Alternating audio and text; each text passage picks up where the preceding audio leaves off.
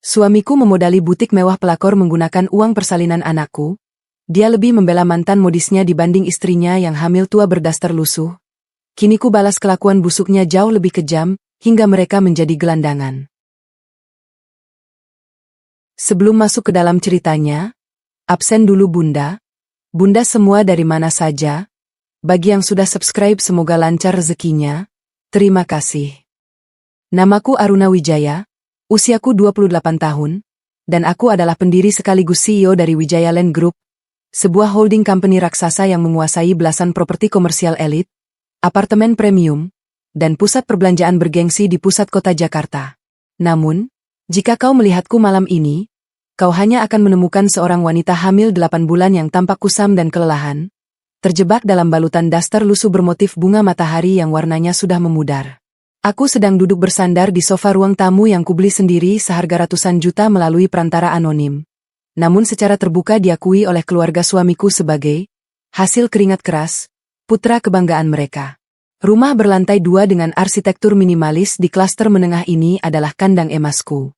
Di mata dunia, atau setidaknya di mata keluarga suamiku yang sempit, aku hanyalah seorang parasit pengangguran yang numpang hidup pada kebaikan hati seorang manajer bank. Bastian Pramana, suamiku. Pria berusia 30 tahun yang di luar sana selalu membusungkan dada, dikenal sebagai eksekutif muda yang brilian, pandai bicara, dan selalu tampil klimis dengan setelan jasta Ilormade. Di mataku, seiring berjalannya waktu, dia hanyalah investasi buruk yang portofolionya terus merosot tajam menuju titik nadir. Ia adalah simbol status yang kuangkat dari tanah, kunikahi agar aku memiliki fasad keluarga normal demi menghindari pertanyaan menyebalkan dari kolega bisnisku. Bastian merasa hebat. Ia merasa gaji bulanannya yang tak seberapa itu membiayai seluruh hidupku. Ia sama sekali tidak sadar bahwa cicilan rumah ini, mobil Honda CR-V yang ia kendarai dengan bangga setiap pagi, bahkan asuransi kesehatannya, semuanya dibayar melalui dividen pasif dari perusahaanku yang sengaja kusamarkan melalui rekening berlapis. Lalu ada Ibu Yanti, mertuaku.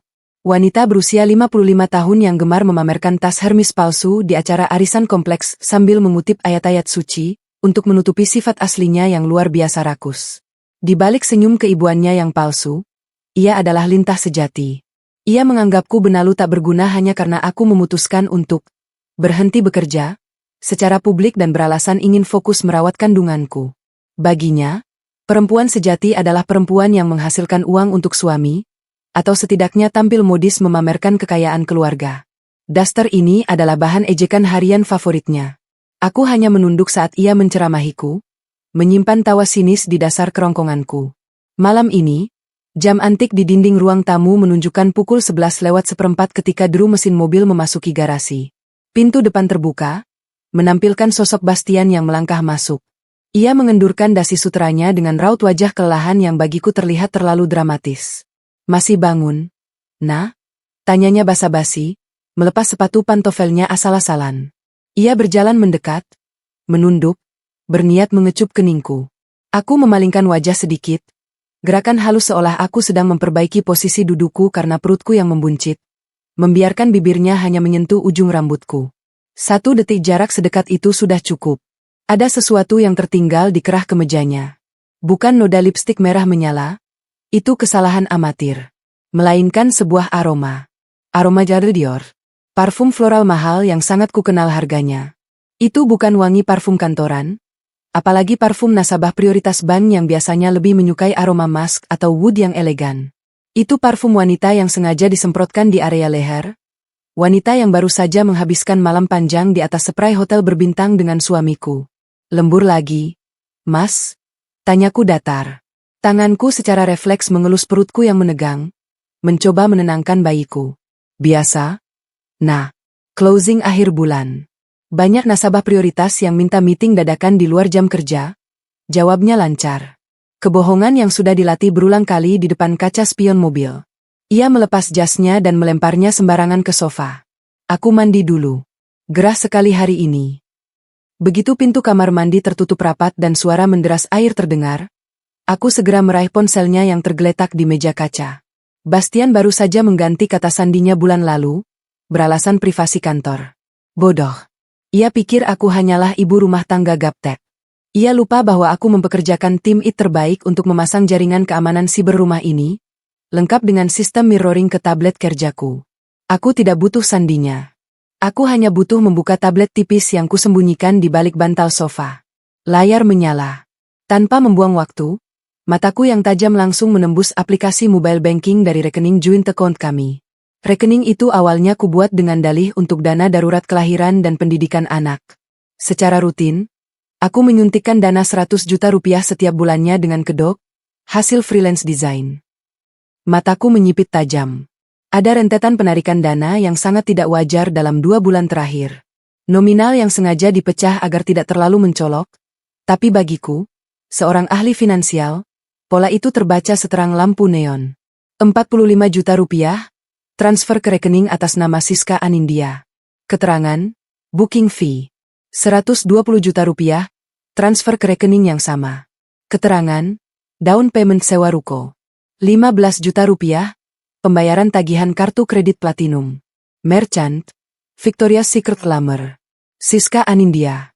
Nama itu menggema di kepalaku. Sebuah nama dari masa lalu Bastian saat ia masih berstatus mahasiswa. Mantan pacar masa kakaknya yang sering ia sebut sebagai teman baik yang sudah putus kontak. Omong kosong. Teman baik tidak akan dibelikan lingerie mewah dari Victoria's Secret. Teman baik tidak akan dimodali sewa ruko premium ratusan juta rupiah menggunakan uang persalinan istri. Melalui beberapa ketukan, aku membuka profil media sosialnya. Siska si primadona kampus. Siska si pelakor murahan bermodal ambisi palsu yang kini merasa menang menggoda suami dari wanita hamil. Di unggahan terbarunya, ia berpose di depan ruko kosong dengan takarir. New beginnings. Thanks to my best supporter. Aku mengamati foto ruko tersebut. Fasad kaca ganda, pilar abu-abu, dan lantai granit. Senyum dingin perlahan mengembang di bibirku. Ruko itu adalah salah satu properti komersial di bawah manajemen perusahaanku. Bastian baru saja menyewakan ruko milikku, menggunakan uangku, untuk selingkuhannya. Tingkat kebodohannya sungguh di luar nalar. Aku tidak menangis. Sama sekali tidak ada setetes pun air mata yang jatuh. Dada ini tidak terasa sesak. Cintaku pada Bastian sudah memudar sejak tahun ketiga, tepat ketika aku menyadari ia lebih mencintai status palsu yang kubelikan untuknya daripada menghargaiku. Ini bukan lagi soal cinta. Ini soal portofolio keuanganku dan masa depan mutlak bayiku. Uang di rekening itu memang hanyalah recehan dibandingkan nilai valuasi perusahaanku. Tapi, mencuri dari rekening tabungan darah dagingnya sendiri untuk menghidupi seorang parasit, itu adalah deklarasi perang terbuka. Aku meletakkan kembali tablet itu dan mengatur napas perlahan. Jari-jariku mengetuk pelan sandaran beludru sofa. Otakku bekerja secepat superkomputer, menghitung probabilitas hukum dan celah finansial. Jika aku melabraknya malam ini, marah-marah layaknya istri histeris, ia hanya akan berkelit dan menyembunyikan sisa aset. Tidak. Aku adalah seorang eksekutor bisnis. Balas dendam paling memuaskan selalu disajikan dengan likuidasi aset yang presisi, dingin, dan benar-benar tanpa belas kasihan. Aku akan membiarkan Bastian merasa berada di atas angin. Aku akan membiarkan Siska merasa seperti ratu sejagat. Biarkan mereka mabuk kepayang dalam ilusi kemewahan ini. Biarkan mereka membangun istana pasir kebanggaan mereka tinggi-tinggi di atas lahan yang sertifikat hak miliknya berada di brankas pribadiku. Suara engsel pintu kamar mandi menghentikan kalkulasiku. Bastian keluar dengan handuk melilit pinggangnya. Ia tersenyum menatapku, senyum seorang pengecut yang merasa sangat aman dan tak tersentuh. Kamu belum tidur, sayang? Kasihan bayinya kalau kamu begadang terus. Ucapnya dengan nada sok peduli yang membuat perutku mual. Aku membalas senyumannya. Sebuah senyum tipis, sangat tipis, yang ditarik mekanis dan sama sekali tak mencapai mataku. Hanya sedang memikirkan persiapan masa depan kita, Mas? Jawabku dengan suara paling lembut yang bisa kubuat. Masa depan yang sangat, sangat panjang. Tidurlah yang nyenyak malam ini, Bastian Pramana. Nikmati mimpi indahmu. Karena besok pagi, aku akan mulai menyusun draft gugatan perdata yang tidak hanya akan menghancurkan hidupmu, tetapi juga memastikan namamu tercetak abadi di dalam blacklist BI, menjadikanmu gelandangan di kota yang kau pikir telah kau taklukkan ini. Aroma bumbu kaldu dan tumis bawang putih memenuhi ruang makan yang didesain dengan gaya minimalis kontemporer ini. Aku berdiri di balik meja island berlapis marmer Carrara, marmer asli yang kuimpor langsung dari Italia melalui jalur perusahaanku. sambil mengaduk sup krim jagung kesukaan Bastian. Malam ini, aku kembali mengenakan seragam kebesaranku sebagai istri yang patuh dan tertindas. Sebuah daster lusuh berwarna pudar yang menutupi perut besarku. Di mataku, rumah berlantai 2 ini adalah aset likuid yang nilainya terus merangkak naik.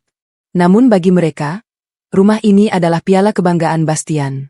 Ibu Yanti, mertuaku, sedang sibuk menata piring-piring porselen bernuansa emas di atas meja makan. Wajahnya berseri-seri, riasannya tebal menutupi keriput usianya, dan ia mengenakan gaun sutra imitasi yang menurutnya membuatnya terlihat seperti nyonya besar di kawasan elit Jakarta Selatan. Padahal, tanpa suntikan dana siluman dariku, ia mungkin masih terjebak di rumah lamanya yang atapnya bocor saat musim hujan. Aruna, pastikan daging panggangnya matang sempurna. Malam ini kita kedatangan tamu spesial, teman lama Bastian.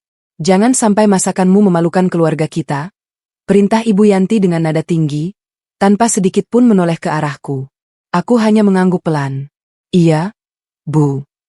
Tamu spesial. Tentu saja aku tahu siapa tamu yang dimaksud. Pagi tadi, melalui penyadapan jaringan nirkabel rumah yang terhubung ke tablet kerjaku, aku mendengar percakapan telepon Ibu Yanti dengan Bastian. Mereka merencanakan jamuan makan malam ini khusus untuk menyambut Siska Anindya. Wanita yang mereka anggap membawa angin segar, kemewahan, dan representasi kelas sosial yang selama ini mereka idam-idamkan secara delusif. Ibu Yanti terang-terangan mendukung manuver perselingkuhan anaknya. Ia menganggapku sebagai parasit yang hanya membebani arus kas putranya yang dianggapnya sebagai eksekutif. Sukses. Bel pintu berbunyi nyaring, memecah kesunyian rumah. Ibu Yanti setengah berlari menyambut tamunya dengan antusiasme berlebihan. Aku tetap berdiri di dapur, menatap pantulan diriku di kaca oven yang memantulkan cahaya lampu gantung kristal. Wajahku tanpa riasan, kantung mata yang sedikit menghitam karena kehamilan trimester akhir, dan perut yang membuncit tajam. Sempurna. Aku terlihat persis seperti target empuk, mangsa lambat yang tidak berdaya melawan predator jalanan. Ya ampun, Siska. Tambah cantik saja kamu, Nak. Mari masuk. Mari. Rumahnya memang tidak terlalu besar, tapi Bastian mendesainnya dengan sangat elegan. Suara melengking Ibu Yanti terdengar dari ruang tamu, penuh dengan pemujaan yang memuakkan dan kebohongan arsitektural. Langkah kaki mendekat ke ruang makan. Bastian muncul lebih dulu, mengenakan kemeja kasual bermerek yang kutebak dibeli menggunakan sisa limit kartu kreditnya, dengan senyum angkuh yang selalu ia pakai saat merasa sedang memegang kendali. Di belakangnya, mengekor sang tamu kehormatan. Siska Anindya. Rambutnya diblow sempurna mengembang, bibirnya dipoles lipstik matte merah marun, dan tubuhnya dibalut gaun kaktel pas badan yang menonjolkan lekuk tubuhnya dengan provokatif. Sepatu hak tinggi merahnya berbunyi nyaring. Klak, klak, klak, di atas lantai kayu jati mahal rumah ini. Dan tentu saja, wangi parfum J'adore Dior itu langsung menusuk penciumanku, mengonfirmasi secara absolut kecurigaanku semalam. Bau pengkhianatan yang dibungkus dengan botol kaca mewah. Aruna, kenalkan. Ini Siska, teman lama Mas waktu KKN dulu. Bastian memperkenalkan tanpa canggung sedikit pun. Bahkan ada kilat kebanggaan yang tolol di matanya saat ia menunjuk Siska di hadapanku. Halo, Aruna. Wah, sudah besar ya perutnya. Pasti repot dan membosankan sekali cuma di rumah terus. Sapa Siska. Nada suaranya dibuat ramah dan simpatik. Tapi sepasang matanya memindai diriku dari ujung rambut yang dicepol asal hingga ujung sandal jepitku dengan tatapan merendahkan. Tatapan seorang pemenang yang sedang melihat pecundang di arena pertempuran. Halo, Mbak Siska. Silakan duduk. Balasku dengan senyum tipis, memainkan peran istri lugu dengan sangat presisi, seakan aku tidak tahu apa-apa tentang transaksi gelap mereka. Kami berempat duduk di meja makan. Panggung sandiwara resmi dibuka, dengan aku sebagai penonton sekaligus sutradara rahasianya. Sepanjang jamuan makan malam, aku nyaris tidak bersuara. Aku sibuk memotong daging panggang di piringku menjadi bagian-bagian presisi, mendengarkan simfoni kebohongan dan kesombongan yang mereka mainkan dengan nada tinggi. Siska ini luar biasa loh, Aruna. Ibu Yanti memulai serangan psikologis pertamanya, menunjuk Siska dengan ujung sendok peraknya. Dia sebentar lagi mau buka butik pakaian branded di pusat kota. Perempuan mandiri, punya visi ke depan. Tidak seperti perempuan zaman sekarang yang cuma bisa numpang hidup, rebahan di rumah, dan menuntut jatah bulanan sama suami yang banting tulang. Kalimat tajam itu diarahkan tepat ke wajahku, membelah udara seperti belati. Bastian hanya tertawa kecil, menyuapkan sepotong daging ke mulutnya tanpa berniat membelaku sedetik pun. Ia mengamini hinaan ibunya dalam diam. Ah, tante bisa saja memujinya. Siska tersipu palsu, melirik manja ke arah Bastian. Ini semua juga berkat dukungan moral dan tentu saja investasi finansial dari Bastian. Bastian ini sangat cerdas melihat peluang bisnis masa depan. Kami menemukan ruko premium yang sangat strategis untuk target market kelas atas. Oh ya? Aku pura-pura terkejut, mengangkat wajahku menatap Bastian dengan mata membulat polos, memancarkan kebodohan buatan. Mas Bastian investasi di butik Mbak Siska? Pakai uang dari mana? Mas? Bukannya tabungan joint account kita sedang disiapkan ketat untuk biaya persalinan rumah sakit dan pendidikan anak. Wajah Bastian sedikit menegang, rahangnya mengeras sejenak. Namun egonya yang rapuh segera mengambil alih kendali. Ia berdeham, membusungkan dadanya menatapku dengan tatapan meremehkan seorang patriarki yang merasa absolut. Kamu ini tidak mengerti urusan bisnis korporat. Nah, tabungan itu diam saja di bank. Tergerus laju inflasi tiap tahun. Aku memutarnya sebagai instrumen investasi di butik Siska. Return of investment-nya nanti jauh lebih eksponensial. Lagi pula, gajiku sebagai manajer masih sangat cukup untuk membiayai persalinanmu. Kamu tidak usah ikut campur urusan finansial atau memikirkan arus kas. Cukup fokus saja sama kandunganmu agar tidak stres. Jelas Bastian dengan nada menggurui yang luar biasa merendahkan. Siska tersenyum lebar, memamerkan deretan giginya yang putih, merasa menang telak. Benar, Aruna. Kamu tenang saja di rumah. Bastian ini investor utamaku yang paling visioner. Begitu butiknya beroperasi dan break-even pun tercapai, kalian pasti akan ikut menikmati marin keuntungannya. Aku sudah menyewa ruko mewah di kawasan distrik bisnis Ring 1. Harga sewanya memang fantastis, 120 juta per tahun, tapi sangat sepadan dengan prestigenya. Aku mengunyah makananku perlahan, menikmati tekstur daging panggang itu. 120 juta per tahun. Angka itu berdenging di kepalaku. Itu adalah harga sewa dengan diskon khusus yang memang kuberikan secara sistematis, untuk penyewa baru di unit ruko milik Wijaya Land.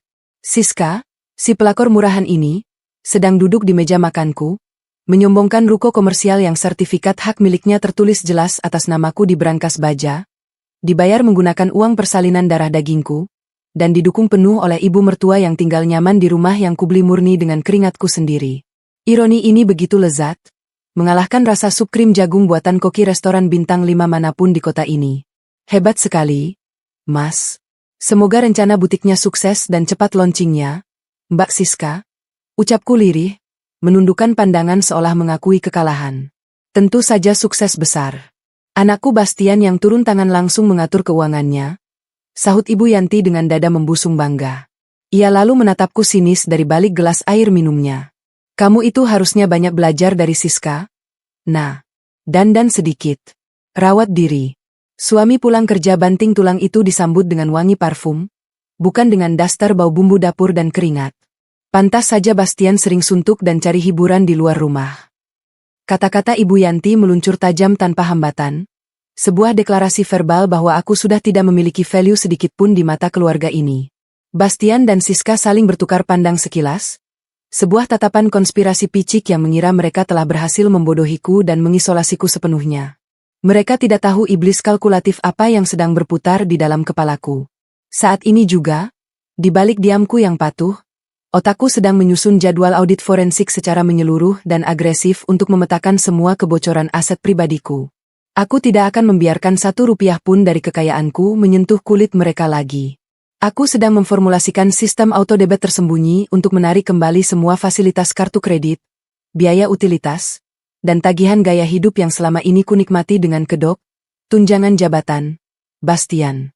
Mereka ingin bermain bisnis properti dan investasi denganku. Aku akan memberikan mereka masterclass kejam tentang bagaimana kebangkrutan bekerja. Terima kasih atas masukannya, Bu. Akan saya ingat baik-baik untuk memperbaiki diri. Jawabku dengan nada patuh yang membuat Ibu Yanti mendengus puas dan kembali fokus pada hidangannya. Aku mengelus perutku yang menegang dari bawah meja marmer. Tenang, sayang. Mama sedang menyiapkan hadiah kehancuran finansial terindah untuk ayahmu. Aku sengaja membiarkan mereka malam ini.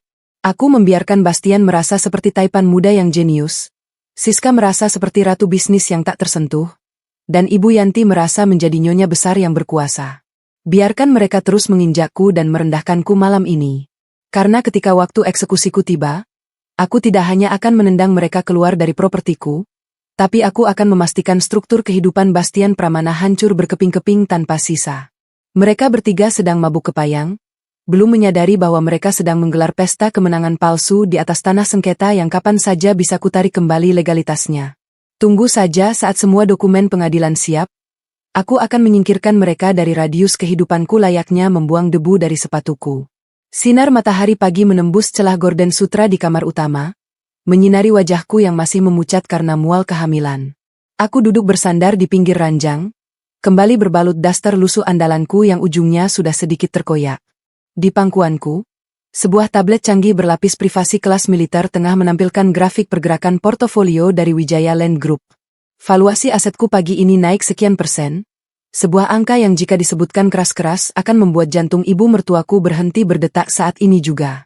Pintu kamar mandi terbuka. Bastian keluar dengan kemeja putih licin dan dasi sutra biru tua yang baru kubelikan bulan lalu. Aroma maskulin dari parfumnya, yang sengaja ia pakai untuk menutupi sisa wangi selingkuhannya semalam, menguar di udara.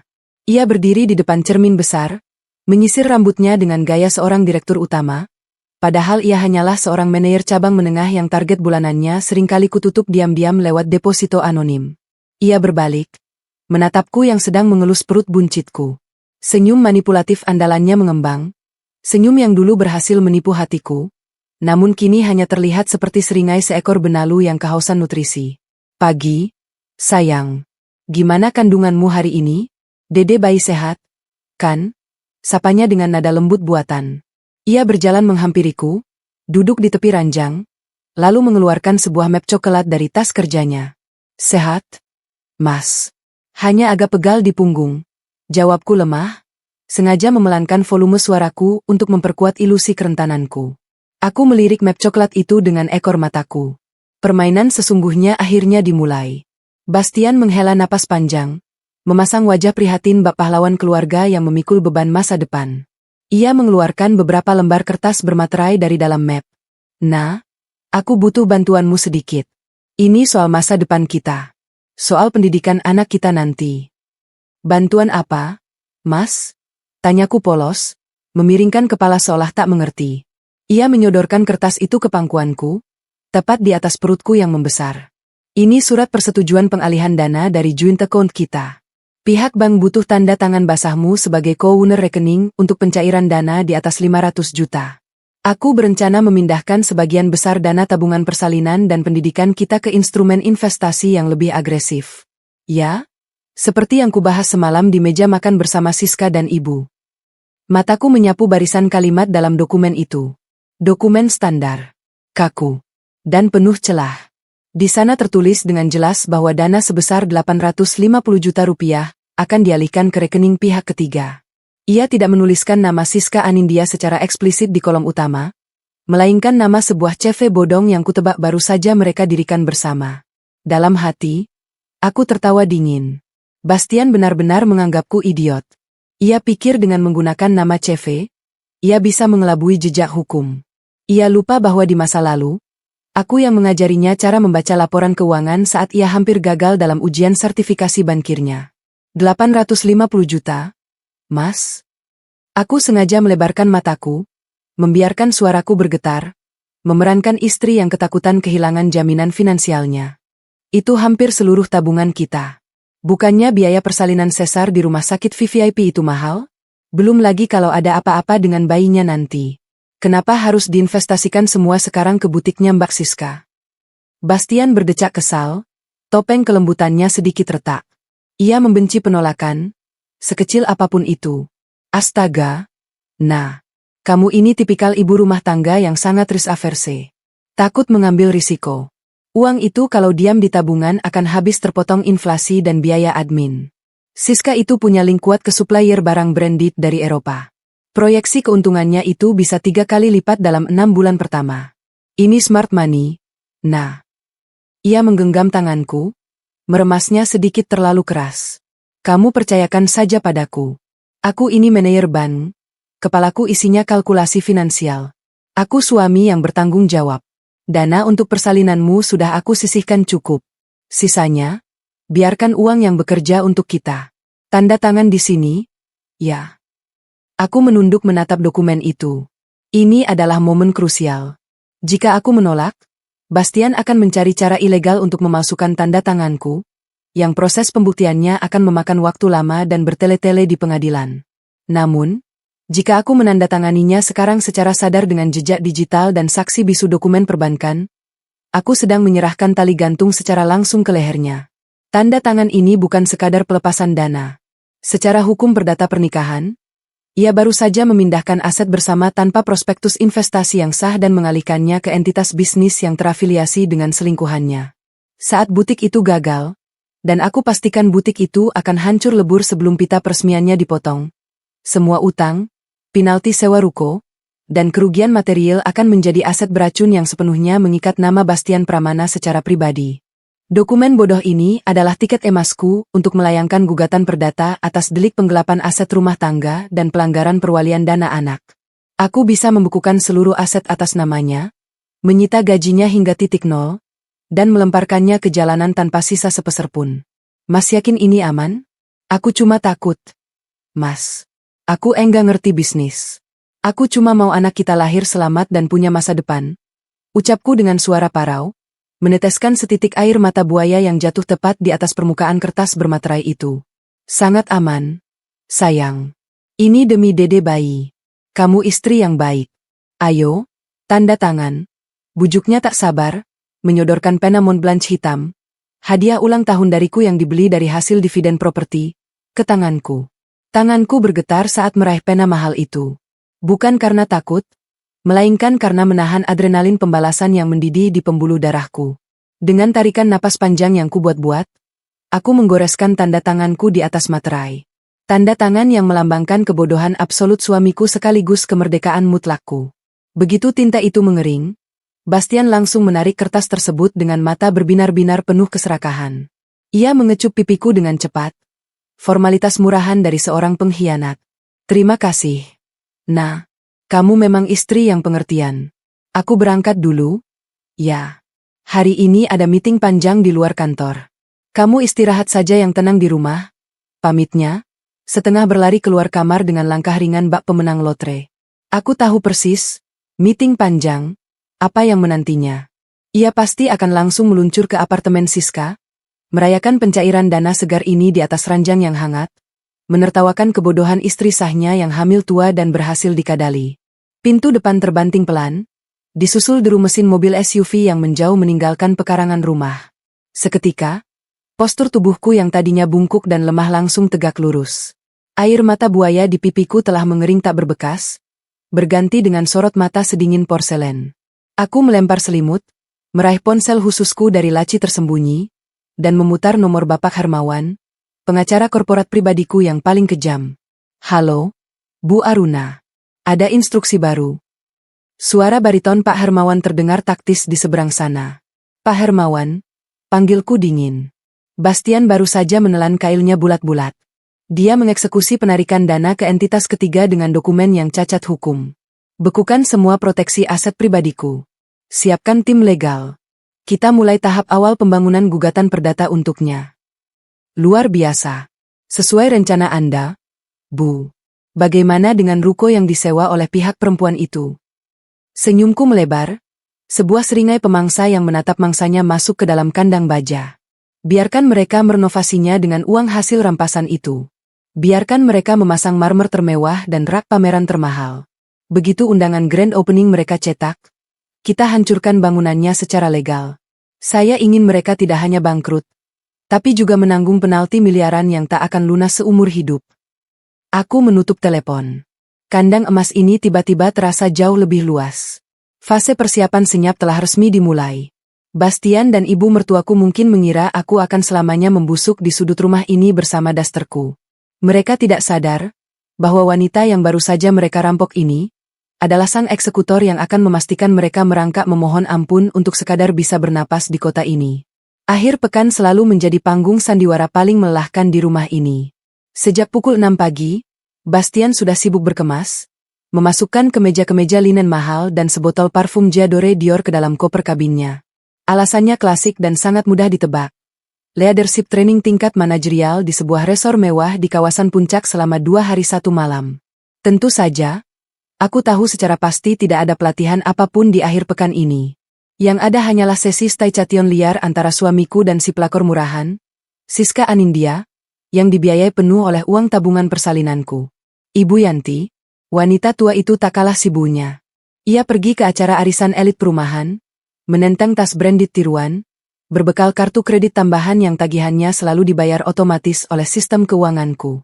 Mereka meninggalkanku sendirian di rumah besar ini, mengira aku akan menghabiskan waktu meratapi nasib sambil merajut kaos kaki bayi dalam balutan daster lusuh yang sengaja tak kuganti sejak kemarin. Pintu garasi tertutup rapat. Suara mobil Bastian perlahan menghilang di ujung jalan. Seketika, rumah ini berubah menjadi markas besarku. Aku mengunci pintu utama, menyalakan mode privasi tingkat tinggi pada sistem smart home, dan kembali melangkah ke kamar utama. Aku tidak merajut kaos kaki. Aku menyingkirkan bantal-bantal bersarung sutra di ranjang, lalu menarik keluar sebuah laptop khusus dengan enkripsi tingkat militer yang selama ini kusembunyikan dengan rapi di dalam kompartemen rahasia headboard ranjang. Hari ini, aku tidak akan bertindak sebagai istri yang cemburu atau wanita hamil yang emosional. Hari ini, aku adalah eksekutor finansial. Aku akan melakukan audit forensik secara menyeluruh, membedah setiap urat nadi keuangan suamiku hingga ke sel yang paling membusuk. Layar menyala, menampilkan dashboard hitam dengan deretan angka dan grafik yang bergerak konstan. Jari-jariku menari cepat di atas keyboard. Aku meretas masuk ke akun email pribadi Bastian dan menyalin seluruh riwayat transaksi perbankannya selama 3 bulan terakhir. Kebodohan fundamental Bastian adalah ia menggunakan kata sandi yang sama persis untuk semua platform digitalnya. Kombinasi tanggal lahirnya dan tanggal lahir ibunya. Betapa narsis dan luar biasa mudah ditebak. Mataku menyusuri deretan mutasi rekening.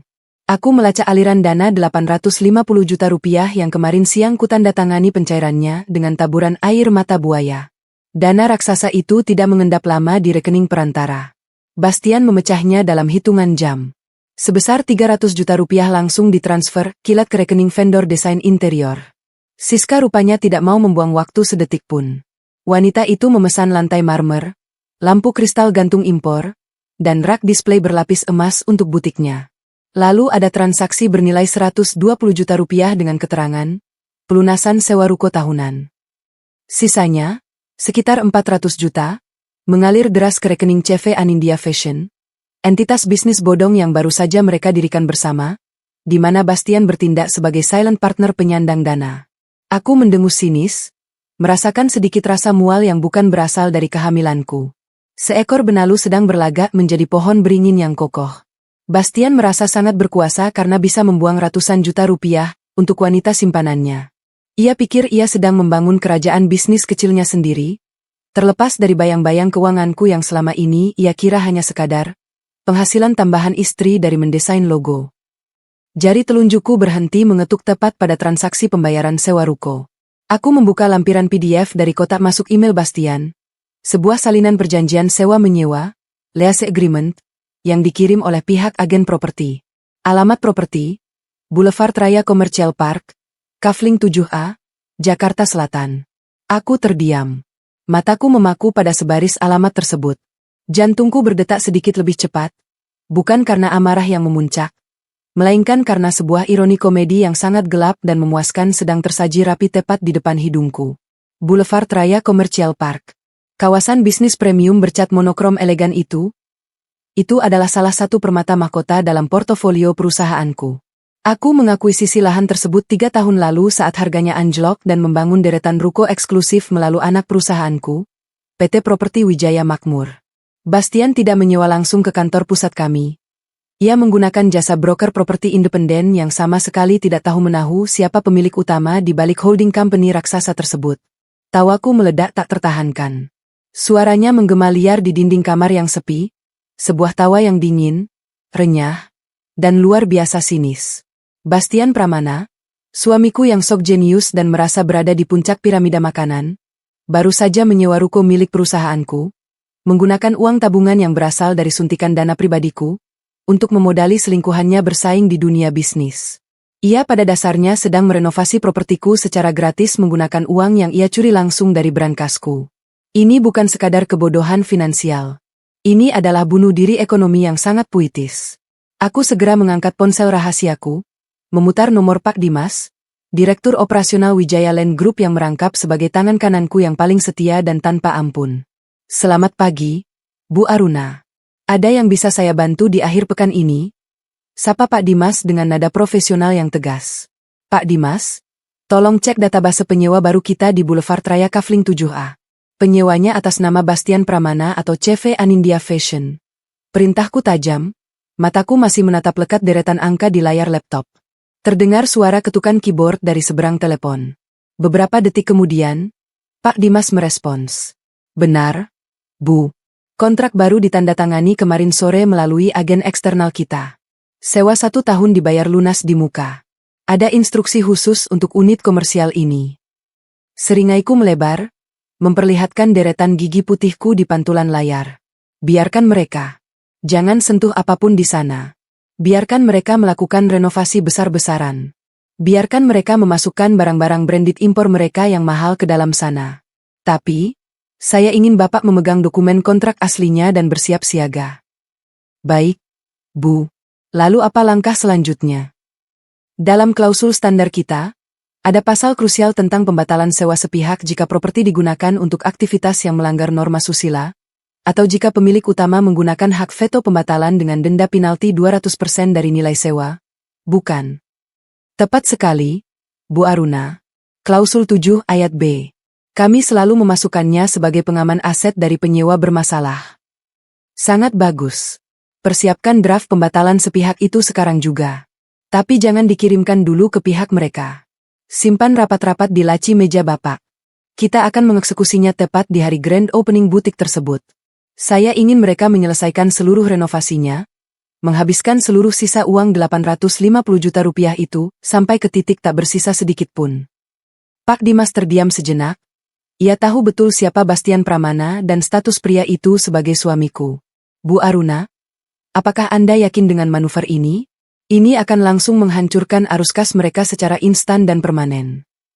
Saya tidak hanya ingin menghancurkan arus kas mereka, Pak Dimas.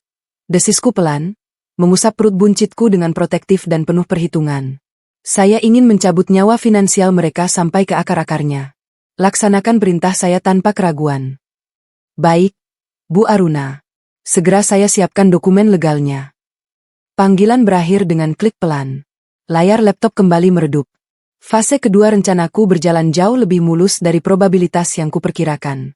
Musuh terbesarku bukanlah kecerdasan Bastian, melainkan kebodohannya sendiri yang tak memiliki batas. Ia sedang membangun sebuah istana kartu di atas meja kaca yang sewaktu-waktu bisa kubalikkan hanya dengan satu jentikan jari. Bastian dan Siska mungkin sedang menikmati segelas sampanye di tepi kolam renang resor saat ini, merayakan masa depan gemilang yang mereka pikir bersinar cerah. Mereka tidak tahu bahwa setiap tegukan yang mereka telan, setiap sentuhan yang mereka bagikan di atas spray hotel, sedang dipantau ketat oleh seorang arsitek kehancuran dari balik bantal kamarnya. Aku menutup laptopku, menyembunyikannya kembali ke tempat semula, lalu membaringkan tubuhku yang mulai lelah. Bayi di dalam perutku menendang pelan, seolah menyetujui rencana pembalasan dendam ibunya. Bersenang-senanglah akhir pekan ini, Mas Bastian.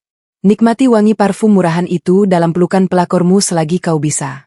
Karena ketika tagihan atas pengkhianatan ini jatuh tempo nanti, aku pastikan kau tidak akan punya cukup uang bahkan untuk sekadar membeli sebotol air mineral di pinggir jalan yang berdebu. Senin pagi datang membawa rutinitas kepalsuan yang sangat memuakkan. Bastian pulang semalam dengan wajah kuyu yang dilatih sempurna di depan kaca spion, membawakan sekotak martabak manis pinggir jalan sebagai alat peredam rasa bersalah. Aroma sabun hotel murahan menguar dari kulitnya, sebuah usaha amatir untuk membilas jejak parfum J'adore Dior milik selingkuhannya yang menempel tajam. Ia mendaratkan kecupan di dahiku seolah ia adalah suami teladan yang baru saja memeras keringat demi masa depan keluarga.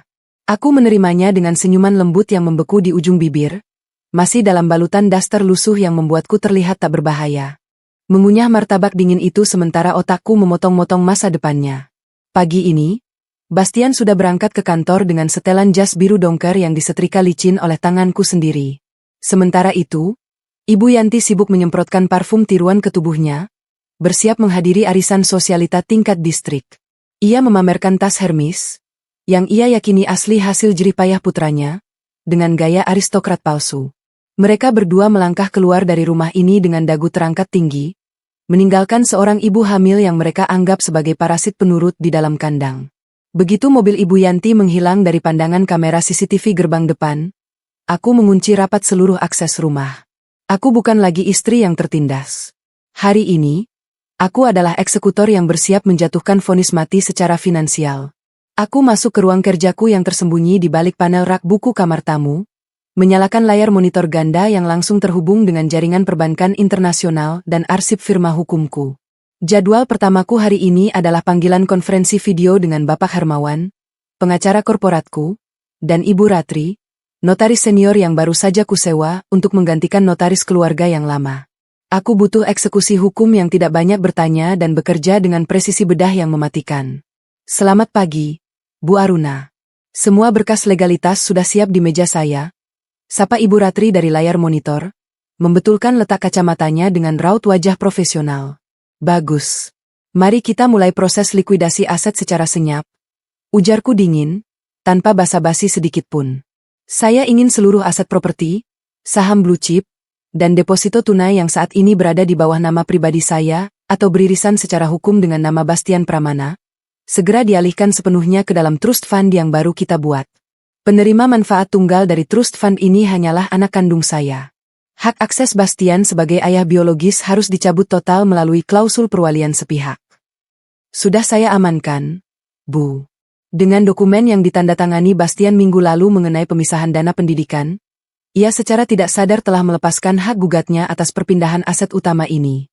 Secara hukum perdata, ia sekarang tidak memiliki pijakan finansial apapun atas imperium bisnis Anda. Jelas Pak Hermawan dengan nada puas. Sempurna. Aku mengetikkan serangkaian kode otorisasi di keyboard. Ini adalah bagian paling mematikan dari rencanaku. Menghancurkan musuh tidak cukup hanya dengan mengambil kembali uangku. Aku harus memastikan mereka tercekik pelan-pelan oleh utang yang mereka ciptakan sendiri dengan penuh kesombongan. Bastian memiliki 3 kartu kredit berlimit platinum, yang selama ini selalu ia banggakan saat mentraktir koleganya atau membelikan barang mewah untuk si pelakor murahan, Siska Anindya. Selama 3 tahun pernikahan kami, tagihan kartu kredit itu selalu terbayar lunas tanpa sisa melalui standing instruction dari rekening bayanganku yang kusamarkan sebagai bonus tahunan kantornya. Hari ini, aku memutus jalur pipa darah tersebut. Aku masuk ke sistem perbankan internal. Aku mencabut rekening pribadiku dari daftar sumber pembayaran otomatis. Sebagai gantinya, aku menautkan seluruh tagihan gaya hidup hedonis Bastian dan Ibu Yanti langsung ke rekening payroll, gaji, pribadinya di bank tempat ia bekerja. Gajinya sebagai manajer cabang yang tak seberapa itu kini akan menjadi bulan-bulanan sistem penagihan otomatis yang ganas. Namun, mahakarya sesungguhnya baru saja kubuka di tab berikutnya. Aku membaca ulang berkas perjanjian CV Anindya Fashion, entitas bisnis bodong yang Bastian dan Siska dirikan untuk menyewa rukoku. Bastian sangat angkuh dan buta huruf secara legal. Dalam gairahnya untuk terlihat sebagai penyandang dana utama di mata selingkuhannya, ia menandatangani posisi sebagai personal guarantor, atau penjamin pribadi penuh atas segala liabilitas dan denda CV tersebut. Aku mengangkat gagang telepon, menghubungi Direktur Keuangan di Wijaya Land Group. Masukkan sistem autodebit agresif ke rekening utama Bastian Pramana yang terdaftar sebagai penjamin sewa unit komersial di Boulevard Raya. Perintahku mutlak, tanpa emosi. Kaitkan skrip penagihan ini dengan draft surat pembatalan kontrak yang sudah disiapkan Pak Dimas. Penalti pembatalan sepihak karena pelanggaran moral adalah 200% dari nilai sewa penuh. 240 juta rupiah. Itu adalah nominal denda penalti instan yang akan jatuh tempo dalam 1 milidetik setelah aku memberikan aba-aba eksekusi nanti. Begitu draft pembatalan sewa dikirimkan tepat di hari grand opening butik mereka, sistem autodebit ini akan langsung menyedot habis seluruh saldo di rekening payroll Bastian. Sistem bank digital tidak peduli apakah saldonya cukup atau tidak. Algoritma itu akan terus menarik paksa hingga saldonya berubah menjadi minus yang luar biasa mengerikan. Dalam sekejap mata, identitas finansial Bastian akan berubah menjadi aset beracun. Setiap rupiah yang masuk ke rekeningnya di masa depan akan langsung ditelan otomatis oleh bank untuk menutupi denda perusahaanku dan bunga kartu kreditnya yang membengkak gila-gilaan. Skema ini otomatis akan memicu alarm peringatan di sistem Bank Indonesia. Nama Bastian Pramana, sang manajer bank yang angkuh itu, akan terukir abadi di dalam blacklist BI, Slik OJK, dengan status kolektibilitas 5, macet total. Ia tidak akan pernah bisa meminjam uang, mengambil KPR, atau bahkan melamar pekerjaan rendahan di sektor finansial seumur hidupnya. Karirnya akan mati dikubur hidup-hidup. Semua sistem sudah terpasang, terenkripsi, dan dikunci, Bu Aruna. Tinggal menunggu instruksi eksekusi dari Anda. Lapor staf keuanganku. Suaranya terdengar segan bercampur takjub. Aku bersandar di kursi kulit ergonomisku, memejamkan mata sejenak, meresapi harmoni dari kehancuran yang baru saja kurancang. Di luar sana, Bastian dan Siska mungkin sedang sibuk memilih rak kaca display untuk butik mereka, tertawa lepas sambil menghamburkan sisa uang tabungan persalinanku. Ibu Yanti mungkin sedang menggesek kartu kredit tambahan yang ia miliki, merasa dirinya adalah nyonya besar yang dihormati di kalangan sosialitanya. Mereka semua sedang berpesta dengan arogan di atas sebuah kapal pesiar yang lambungnya baru saja kulubangi dengan bor raksasa. Aku mengelus perutku yang menendang pelan. Rasakan ritme ini, anakku. Ibumu tidak akan pernah menangis meratapi pria pengkhianat. Ibumu sedang menyusun ulang posisi kita di puncak rantai makanan. Biarkan si benalu itu merasa tinggi menjulang untuk beberapa hari ke depan. Aku ingin mereka menghabiskan uang ratusan juta itu sampai ke sen terakhir untuk merenovasi propertiku, mengubahnya menjadi butik paling mewah di koridor jalan itu. Karena ketika mereka sudah berada di puncak kebanggaan tertinggi, aku akan menarik karpet dengan kasar dari bawah kaki mereka. Aku akan memastikan si pelakor murahan itu menangis darah saat seluruh barangnya disita paksa, dan ibu mertuaku mengemis di pinggir jalan saat tas-tas palsunya tak mampu membayar sewa di gubuk reot yang berdampingan dengan bau selokan. Klik. Sistem terkunci. Layar monitor memudar menjadi hitam. Tidak ada jalan keluar bagi mereka. Bastian mengira aku ini bodoh. Hanya wanita dungu yang numpang hidup pada gajinya. Ia lupa bahwa seorang arsitek bisnis tidak hanya pandai merancang kekayaan, tetapi juga sangat mahir mendesain jebakan finansial yang fondasinya tak terlihat oleh mata telanjang. Tunggu tanggal mainnya, suamiku sayang. Karena tiket VVIP menuju jurang kebangkrutanmu sudah kucetak permanen, dengan namamu tertera tebal dan tak bisa dibatalkan oleh siapapun di dunia ini. 2 minggu telah berlalu sejak aliran dana tabunganku berpindah ke tangan mereka. Rumah ini terasa seperti panggung teater murahan yang setiap hari menampilkan lakon kebohongan yang sama. Pagi ini, sebuah kurir bermotor berhenti di depan pagar, menyerahkan sebuah amplop tebal berwarna hitam pekat dengan cetakan huruf emas yang timbul. Aku menerimanya di teras, masih dalam balutan daster lusuh yang kini terasa semakin sesak di perutku yang menginjak usia kehamilan 8 bulan. Aku membuka segel lilin merah marun itu dengan hati-hati. Di dalamnya terdapat sebuah kartu undangan VIP berbahan kertas cotton premium yang harganya kutahu persis tidaklah murah. Grand Opening, Anindya Fashion Boutique, Boulevard Raya Commercial Park, Kafling 7A. Namun, yang membuat senyum dinginku mengembang bukanlah desain undangan yang sok eksklusif itu, melainkan secari kertas kecil beraroma parfum J'adore Dior yang diselipkan dengan sengaja di baliknya. Tulisan tangan kursif yang rapi namun memancarkan aura pelakor murahan itu berbunyi. Untuk Aruna. Datanglah jika kamu tidak terlalu lelah mengurus rumah. Aku ingin kamu melihat langsung seperti apa pencapaian wanita mandiri yang selevel dengan Bastian. Siska. Aku mengusap kertas itu dengan ibu jariku. Siska Anindya benar-benar tidak memiliki insting bertahan hidup. Ia sedang mengundang sang pemilik gedung untuk datang ke acara peresmian ilegalnya, menyombongkan hasil curiannya tepat di depan wajah sang korban.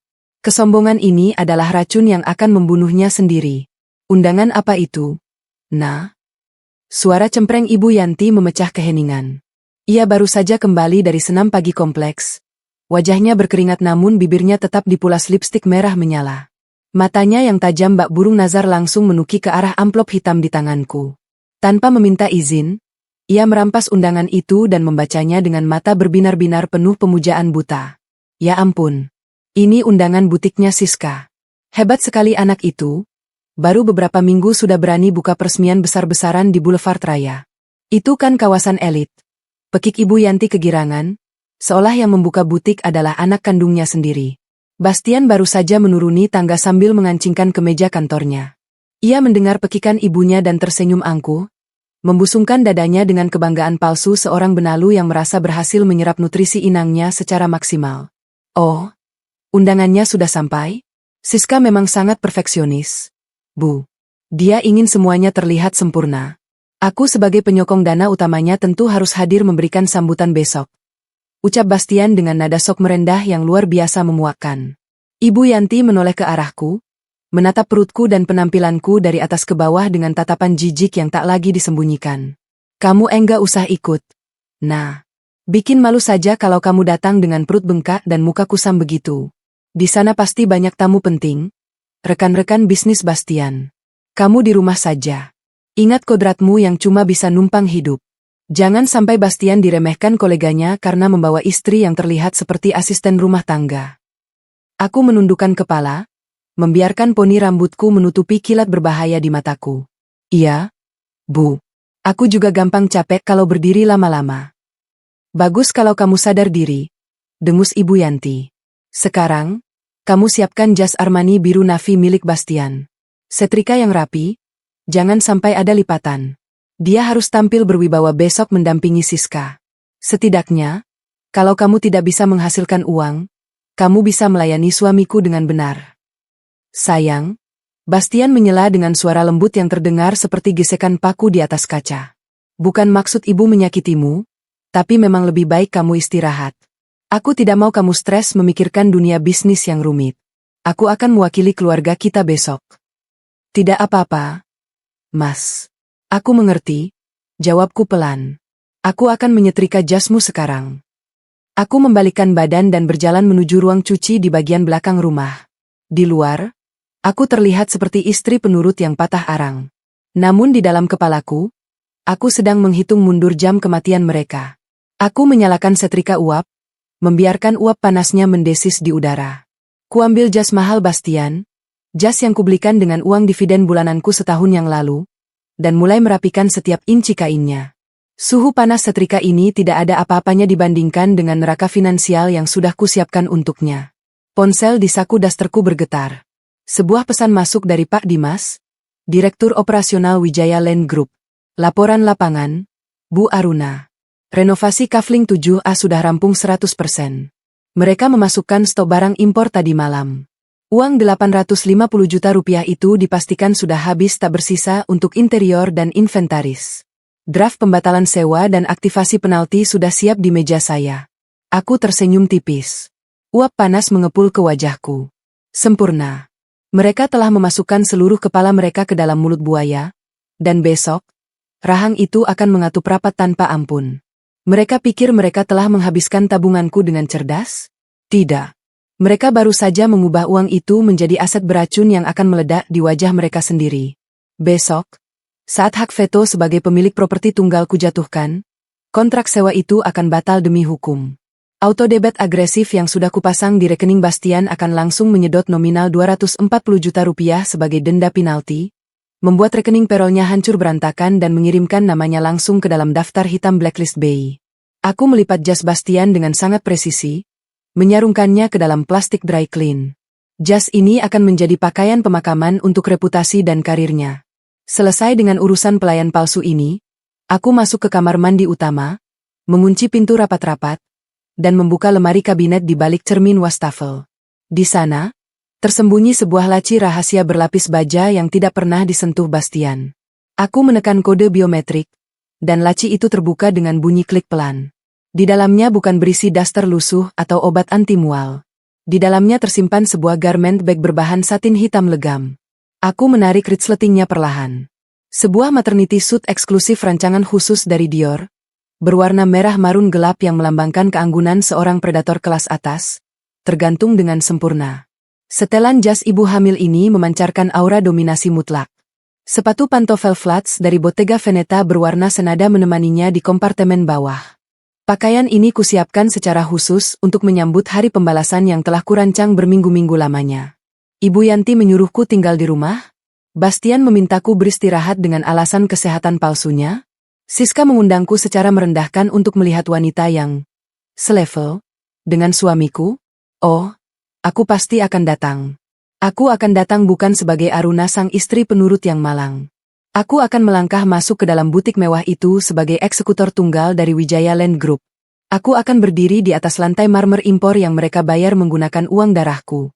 Menatap mata mereka satu persatu, dan membacakan gugatan perdata yang akan menjadikan mereka sampah sejarah di kota ini. Aku menyentuh perutku yang membuncit. Bayiku bergerak aktif. Sebuah tendangan kecil yang terasa seperti sorakan dukungan. Besok, nak. Bisikku pada pantulan diriku di cermin. Wajah kusamku telah lenyap seluruhnya, digantikan oleh sorot mata elang yang dingin, penuh perhitungan, dan tak tertembus.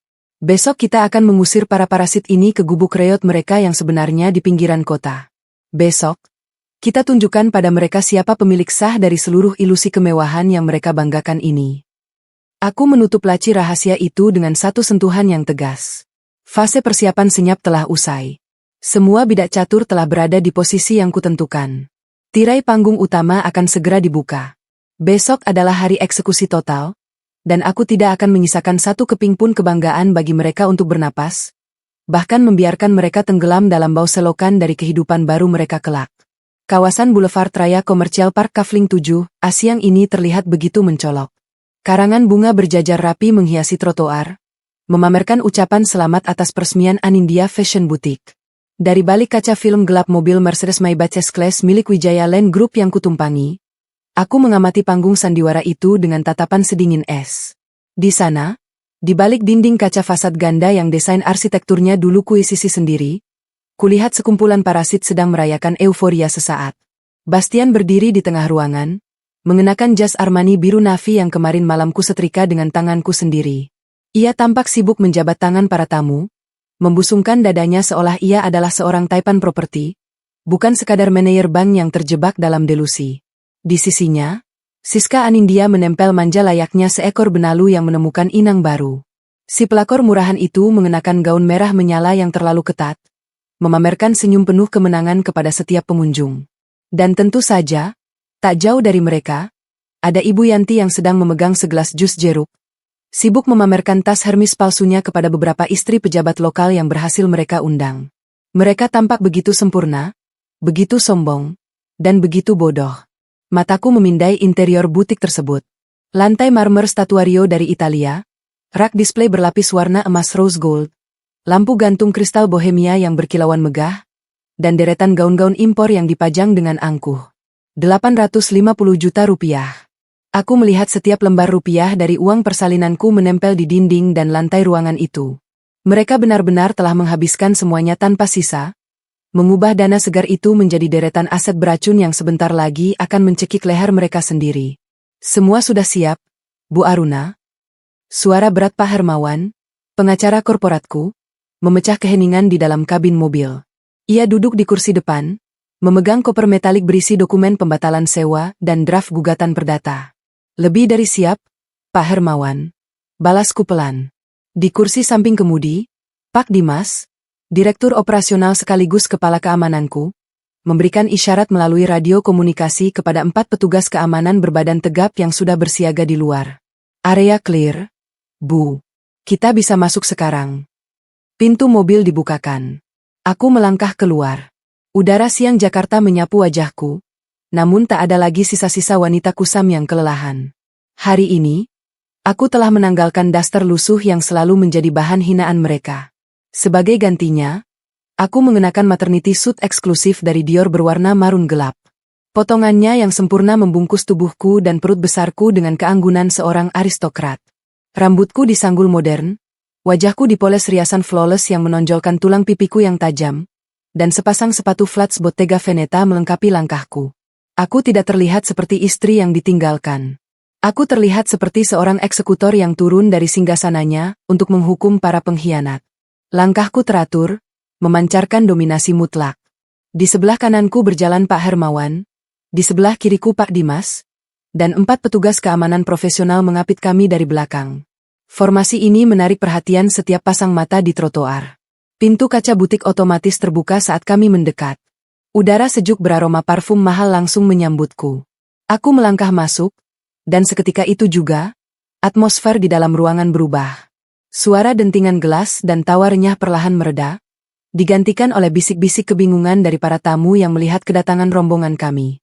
Ibu Yanti adalah orang pertama yang menyadari kehadiranku.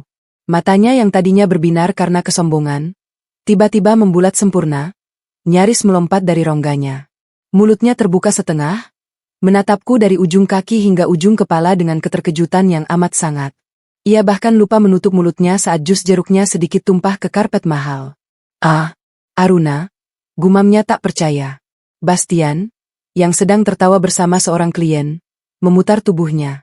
Senyum di wajahnya langsung membeku. Wajahnya memucat, seolah baru saja melihat hantu di siang bolong. Ia menatap setelan Dior yang kukenakan, lalu beralih pada pria-pria berjas formal dan berwajah keras yang mengawalku. Egonya yang rapuh langsung terguncang hebat, tergantikan oleh kepanikan instingtual. "Aruna, apa yang kau lakukan di sini?" desis Bastian. Ia setengah berlari menghampiriku, berusaha menghalangi pandangan tamu lain. "Bukannya kamu di rumah? Kenapa kamu dandan berlebihan begini dan bawa orang-orang ini? Kamu mau bikin malu aku di depan relasiku." Aku tidak berkedip. Aku menatap langsung ke dalam manik matanya yang penuh ketakutan. "Menyingkir dari jalanku, Bastian," ucapku, suaraku tak lebih dari bisikan sedingin es, namun cukup tajam untuk membuat nyalinya menciut. Siska, sinyonya rumah palsu, akhirnya menyadari ada keributan. Ia melangkah mendekat dengan langkah diayun-ayunkan, mencoba mempertahankan aura dominasinya di kandang yang ia pikir miliknya. "Ada apa ini, Mas?" tanya Siska dengan nada manja yang dibuat-buat, lalu melirikku dengan tatapan meremehkan yang gagal ia sembunyikan di balik keterkejutannya. "Oh, Aruna, aku tidak menyangka kamu benar-benar punya nyali untuk datang. Tapi sayang sekali, ini acara eksklusif VIP. Kalau kamu mau numpang makan, kamu bisa ambil di meja prasmanan belakang, asalkan kamu tidak mengganggu tamu-tamu penting kami." Ibu Yanti yang sudah mendapatkan kembali separuh kesadarannya, ikut maju dan berdiri di samping Siska. Ia menunjuk wajahku dengan jari telunjuknya yang dihiasi cincin emas murahan. "Dasar perempuan tidak tahu malu. Sudah kubilang kamu di rumah saja. Kamu pikir dengan dandan pakai baju pinjaman begini kamu bisa selevel dengan Siska? Kamu itu cuma istri yang numpang hidup. Cepat pulang sebelum Bastian marah besar dan menceraikanmu," bentak Ibu Yanti, suaranya melengking memecah keheningan ruangan. Semua tamu kini sepenuhnya memperhatikan kami. Sandiwara ini sudah mencapai klimaks yang kutunggu-tunggu. Aku tersenyum. Bukan senyum tipis yang biasa kuberikan di meja makan rumah, melainkan senyum lebar yang memancarkan kekejaman absolut. "Menceraikan saya?" Aku tertawa kecil, suara tawaku menggema renyah memantul di dinding marmer butik. "Tolong jangan buang-buang waktu saya, Bu Yanti. Saya datang ke sini bukan untuk mengemis pengakuan dari sekumpulan sampah sejarah, dan saya jelas tidak datang untuk mencicipi makanan catering murahan ini." Wajah Bastian merah padam karena marah dan malu. "Jaga mulutmu, Aruna. Ini butik Siska, proyek investasiku. Kamu tidak punya hak bertingkah arogan di sini. Security, tolong keluarkan wanita ini." Bastian berteriak memanggil petugas keamanan butik yang ia sewa. Namun, sebelum petugas amatir itu sempat melangkah maju, 4 petugas keamanan Wijaya Land yang mengawalku bergerak serentak, membentuk barikade baja yang tak tertembus di sekelilingku. Petugas butik itu langsung mundur teratur, menyadari mereka berhadapan dengan kelas yang jauh berbeda. Aku mengangkat tanganku dengan gerakan aristokrat, memberi isyarat agar Pak Hermawan dan Pak Dimas melangkah maju. "Kamu salah besar, Bastian," desisku tajam. Kutatap matanya dengan intensitas yang mengunci napasnya. "Ini bukan butik Siska. Dan ini jelas bukan hasil kecerdasan investasimu." Aku mengalihkan pandanganku ke seluruh ruangan, menatap satu persatu tamu undangan yang terdiam tegang. "Selamat siang, para tamu sekalian. Saya Aruna Wijaya, pendiri, CEO, sekaligus pemegang saham mayoritas dari Wijaya Land Group. Dan gedung Boulevard Raya Komersial Park Kafling 7A ini adalah 100% aset milik perusahaan saya." Skakmat. Pernyataan itu meledak bagai bom atom di tengah ruangan. Kesunyian yang mematikan langsung menyergap. Mulut Siska terbuka lebar, matanya membelalak tak percaya. Wajah Bastian seketika berubah warna menjadi seputih kertas HVS. Sementara Ibu Yanti nyaris pingsan, kakinya bergetar hebat menahan bobot tubuhnya sendiri. "Mungkin," gagap Bastian, keringat dingin mulai sebesar biji jagung mengucur dari pelipisnya. "Kakakmu bohong. Kamu cuma ibu rumah tangga. Agen bilang pemilik gedung ini adalah perusahaan besar. Dan akulah perusahaan besar itu, suamiku sayang," potongku tanpa ampun, menghempaskan egonya ke dasar jurang terdalam. Aku menunjuk ke arah lantai marmer tempat mereka berpijak. Kalian berdiri di atas propertiku. Kalian merenovasi gedung ini menggunakan uang persalinanku yang kalian curi secara menjijikkan. Dan hari ini, saya hadir secara pribadi untuk menggunakan hak veto saya sebagai pemilik tunggal. Aku menjentikkan jariku. Pak Hermawan membuka kopernya dan menyerahkan sebuah dokumen tebal berstempel resmi kepada Bastian. Baca itu baik-baik. Bastian Pramana. Itu adalah surat pembatalan kontrak sewa sepihak. Sesuai klausul 7 ayat B, karena properti ini digunakan oleh entitas yang dikelola oleh seorang selingkuhan yang merusak moral keluarga, kontrak kalian saya batalkan detik ini juga. Siska menjerit histeris. Kamu gila. Kami sudah bayar lunas. Kami menghabiskan ratusan juta untuk interior ini. Kamu tidak bisa mengusir kami. Oh, saya sangat bisa, Nona Siska. Jawabku dingin, menatapnya bak menatap serangga. Dan sebagai tambahan, karena pelanggaran kontrak ini, denda penalti sebesar 200% telah aktif. Aku melirik arloji Patek Philippe di pergelangan tanganku. Tepat pada detik ini, sistem autodebit dari perbankan saya telah menyedot paksa dana sebesar 240 juta rupiah dari rekening payroll suamiku tercinta. Selamat, Bastian. Kau baru saja secara resmi masuk ke dalam blacklist BI. Karir perbankanmu sudah mati dan membusuk.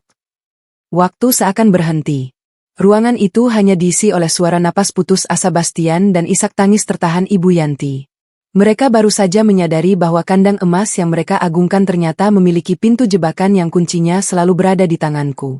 Dan hari ini, pintu menuju neraka kemiskinan dan bau selokan telah terbuka lebar untuk mereka. Hening. Kesunyian di dalam butik mewah itu terasa begitu pekat, seolah seluruh oksigen baru saja disedot paksa oleh mesin vakum raksasa. Para tamu VIP yang tadinya asyik menikmati sampahnya kini mematung, saling bertukar pandang dengan wajah pias. Mereka bukan orang bodoh. Di dunia bisnis ibu kota, nama Wijaya Land Group adalah institusi raksasa yang tak tersentuh. Dan wanita hamil yang baru saja mereka tertawakan dalam hati ini, adalah sang ratu penguasa itu sendiri. Cek ponselmu, Bastian. Titahku memecah keheningan, suaraku mengalun pelan namun mematikan. Tangan Bastian bergetar hebat saat ia merogoh saku jasnya. Layar ponselnya menyala, menampilkan rentetan notifikasi merah dari aplikasi perbankannya. Matanya membelalak ngeri, napasnya tersengal seolah ia baru saja ditikam tepat di ulu hati. Sistem autodebit itu bekerja tanpa ampun. Saldo rekening utamanya yang ia banggakan tak hanya terkuras habis, tapi langsung menembus angka minus imajiner karena sistem bank secara agresif mencoba menutupi denda 240 juta rupiah yang kutagihkan. Kolektibilitas 5, macet total. Status itu kini terpatri abadi di profil keuangannya. Ia resmi masuk blacklist BI. Karirnya sebagai manajer bank telah tamat detik ini juga. Ini gila. Ini kriminal. Teriak Siska histeris. Wajahnya yang penuh riasan tebal kini tampak berantakan karena kepanikan. Ia menudingku dengan jari telunjuknya yang gemetar. Kamu memalsukan dokumen ini. Ruko ini disewa secara sah. Aku akan laporkan kamu ke polisi atas pencemaran nama baik dan perusakan acara. Aku melangkah maju satu langkah. Sepatu Bottega Veneta yang kukenakan tak mengeluarkan suara, namun auraku membuat Siska mundur secara refleks. Silakan, laporkan saya, jawabku sambil tersenyum sinis. Tapi sebelum polisi datang, saya sarankan Nona Siska membaca ulang klausul pembatalan sepihak di halaman 4. Begitu hak veto saya aktif, seluruh barang yang ada di dalam properti ini otomatis berstatus sebagai jaminan sita atas kerugian moral dan material perusahaan saya. Singkatnya, semua gaun murahanmu ini sekarang adalah milikku. Aku menoleh ke arah direktur operasionalku. Pak Dimas. Mulai likuidasi aset. Laksanakan, Bu Aruna, jawab Pak Dimas tegas. Ia memberi isyarat tangan. Detik berikutnya, 4 petugas keamanan Wijaya Land bergerak cepat dan sistematis. Mereka tidak merusak, mereka mengeksekusi. Gaun-gaun sutra yang dipajang di manekin langsung dicopot paksa dan dilemparkan ke dalam kantong plastik hitam besar bak sampah rongsokan. Rak display berlapis emas rose gold digeser dengan kasar. Siska menjerit sejadi-jadinya. Ia berlari mencoba merebut kembali tas branded impor yang baru saja diangkat oleh salah satu sekuritiku. Jangan sentuh barang-barangku. Itu modal kerjaku.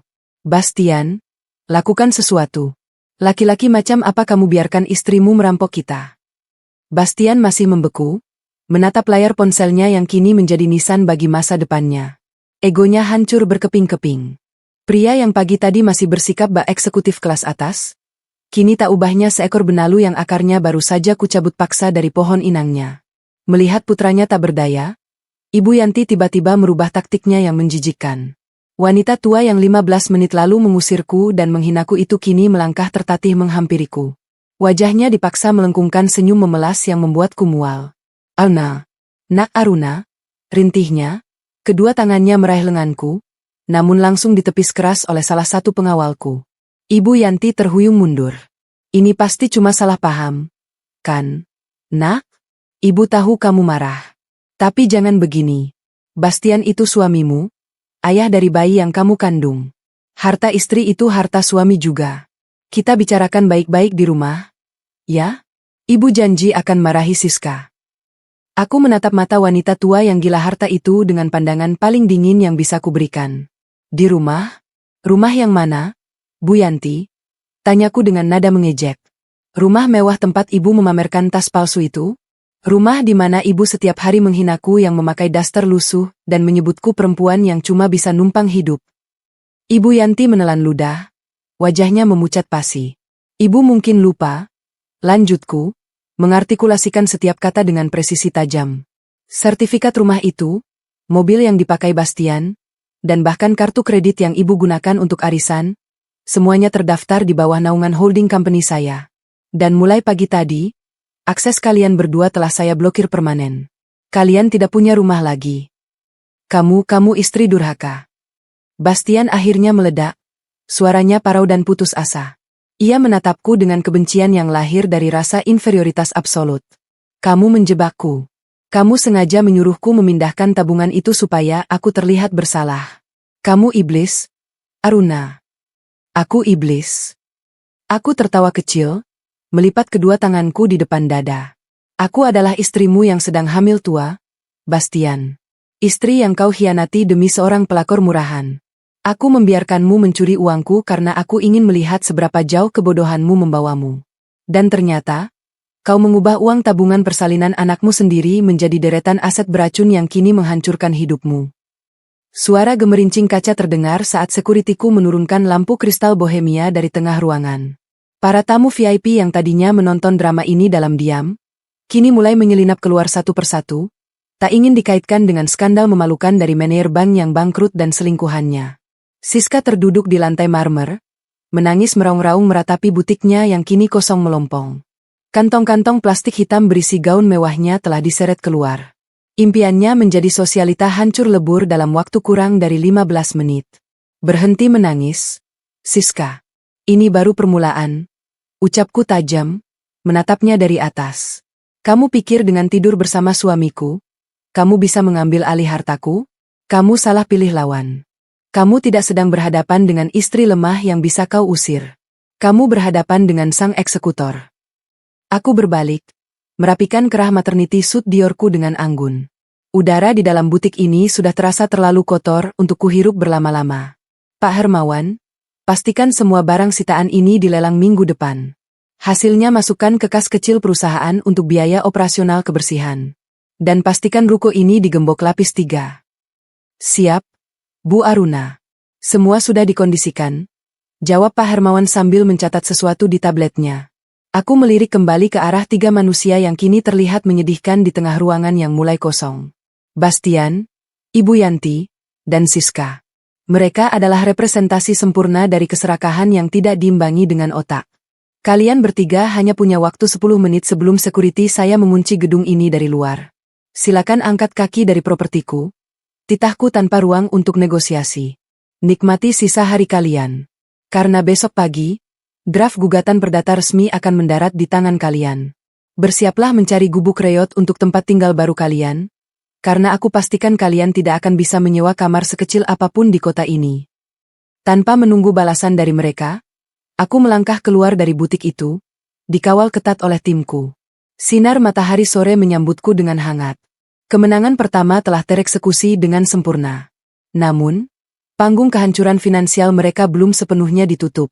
Masih ada satu pukulan telak yang kusiapkan untuk memusnahkan mereka menjadi sampah sejarah seutuhnya. Matahari sore Jakarta bersinar terik, memantulkan bayangan tiga sosok manusia yang kini berdiri terpaku di atas trotoar berdebu. Pintu kaca ganda Boulevard Raya Komersial Park Kafling 7A baru saja dikunci rapat dengan rantai tebal oleh tim keamananku. Di dalam sana, tidak ada lagi sisa-sisa kemewahan. Semuanya telah melalui proses likuidasi aset fisik secara brutal. Butik impian itu kini hanyalah ruang kosong bernilai miliaran yang kembali ke tanganku.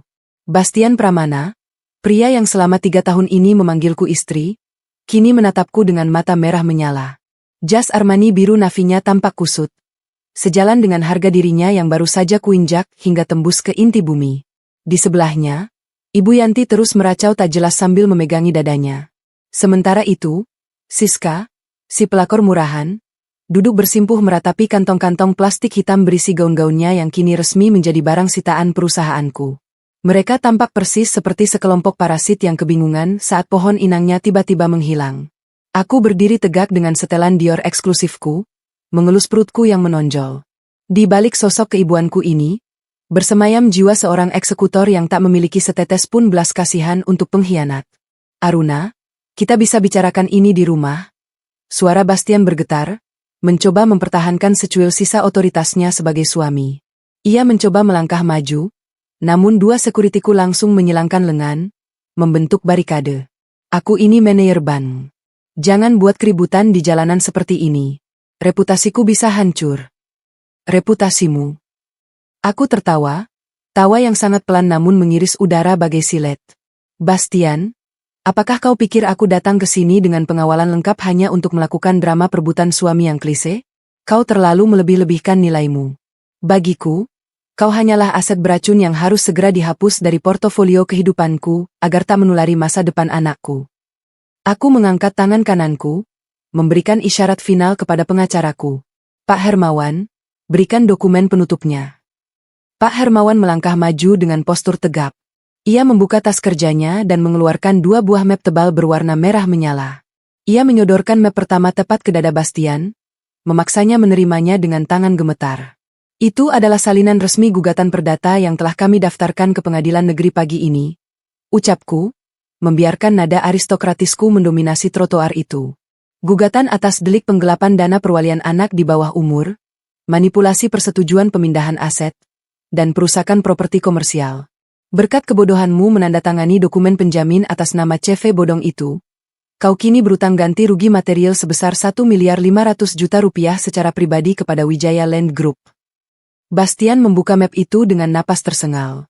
Matanya bergerak liar membaca deretan angka dan pasal-pasal hukum yang dengan rapi mencekik lehernya. 1,5 miliar.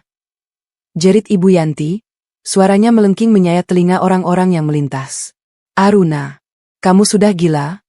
Dari mana anakku bisa membayar uang sebanyak itu? Gajinya sebulan tidak akan cukup untuk mencicil bunganya. Itu bukan urusanku, Bu Yanti. Balasku tajam, menatap wanita tua itu tanpa sedikit pun simpati. Ibu selalu bilang aku perempuan malas yang hanya bisa numpang hidup dan memalukan karena selalu memakai daster lusuh. Bukan? Nah, sekarang ibu bisa melihat sendiri dengan mata kepala ibu, bagaimana perempuan malas ini menghancurkan dinasti kebanggaan ibu dalam waktu kurang dari 1 jam. Ponsel di saku celana Bastian berbunyi nyaring. Bukan nada dering biasa, melainkan panggilan prioritas kantor. Bastian menatap layar ponselnya, wajahnya yang sudah pucat kini berubah menjadi sewarna abu kremasi. Dari HRD kantorku. Bisiknya parau. Ia mengangkat panggilan itu dengan tangan bergetar, menempelkannya ke telinga. Aku sengaja menunggu, menikmati pertunjukan langsung dari kejatuhan seorang manusia arogan. Berkat sistem autodebit agresif untuk menarik denda penalti dari rekening payroll-nya, sistem fraud di bank tempatnya bekerja pasti langsung menyala. Seorang manajer cabang perbankan dilarang keras memiliki status kredit macet, apalagi dalam jumlah masif. Halo, Pak Direktur? Tidak, Pak. Ini ada kesalahan sistem. Saldo saya minus karena denda sepihak. Tolong jangan bekukan akses saya, Pak. Saya bisa jelaskan. Halo? Halo? Bastian berteriak ke arah ponselnya yang sudah terputus. Ponsel pintar mahal itu merosot dari genggamannya, jatuh berdenting di atas paving blok trotoar. Ia menatapku dengan kekosongan yang absolut. Tulang punggungnya seolah dicabut. Mereka menskorsingku. Hak aksesku dicabut. HRD bilang namaku baru saja terdeteksi masuk blacklist BI dengan status kolektibilitas 5. Aku dipecat. Aruna. Sebuah konsekuensi logis dari hasil audit forensik yang kulakukan dari balik bantal kamarku akhir pekan lalu. Bastian. Jawabku dingin. Kau menyewa propertiku untuk pelakormu menggunakan uangku. Kau menggali kuburanmu sendiri, dan aku hanya berbaik hati menyumbangkan batu nisannya. Siska, yang sedari tadi meratapi gaun-gaunnya, tiba-tiba berhenti menangis. Ia bangkit berdiri, menatap Bastian dengan tatapan penuh perhitungan murahan yang sangat licik. Otak kecilnya akhirnya menyadari bahwa sumber dananya telah mati. Kamu dipecat? Kamu punya utang 1,5 miliar? Teriak Siska, mendorong bahu Bastian dengan kasar hingga pria itu nyaris terjatuh. Dasar laki-laki penipu. Kamu bilang kamu kaya. Kamu bilang istrimu cuma parasit. Ternyata kamu yang parasit. Gara-gara kamu, butikku disita. Aku tidak mau berurusan dengan laki-laki miskin cacat hukum sepertimu.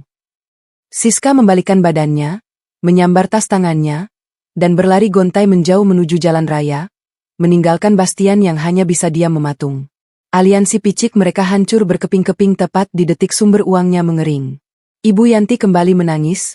Kali ini ia benar-benar menjatuhkan dirinya di dekat kakiku, tak memedulikan lututnya yang kotor oleh debu jalanan. Aruna, maafkan ibu. Tolong, cabut gugatannya. Kita pulang ya. Nak, kita kembali ke rumah kita. Ibu janji akan merawatmu sampai melahirkan.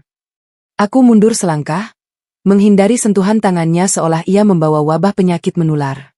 Rumah kita, Pak Hermawan, tolong berikan map kedua, titahku tanpa emosi.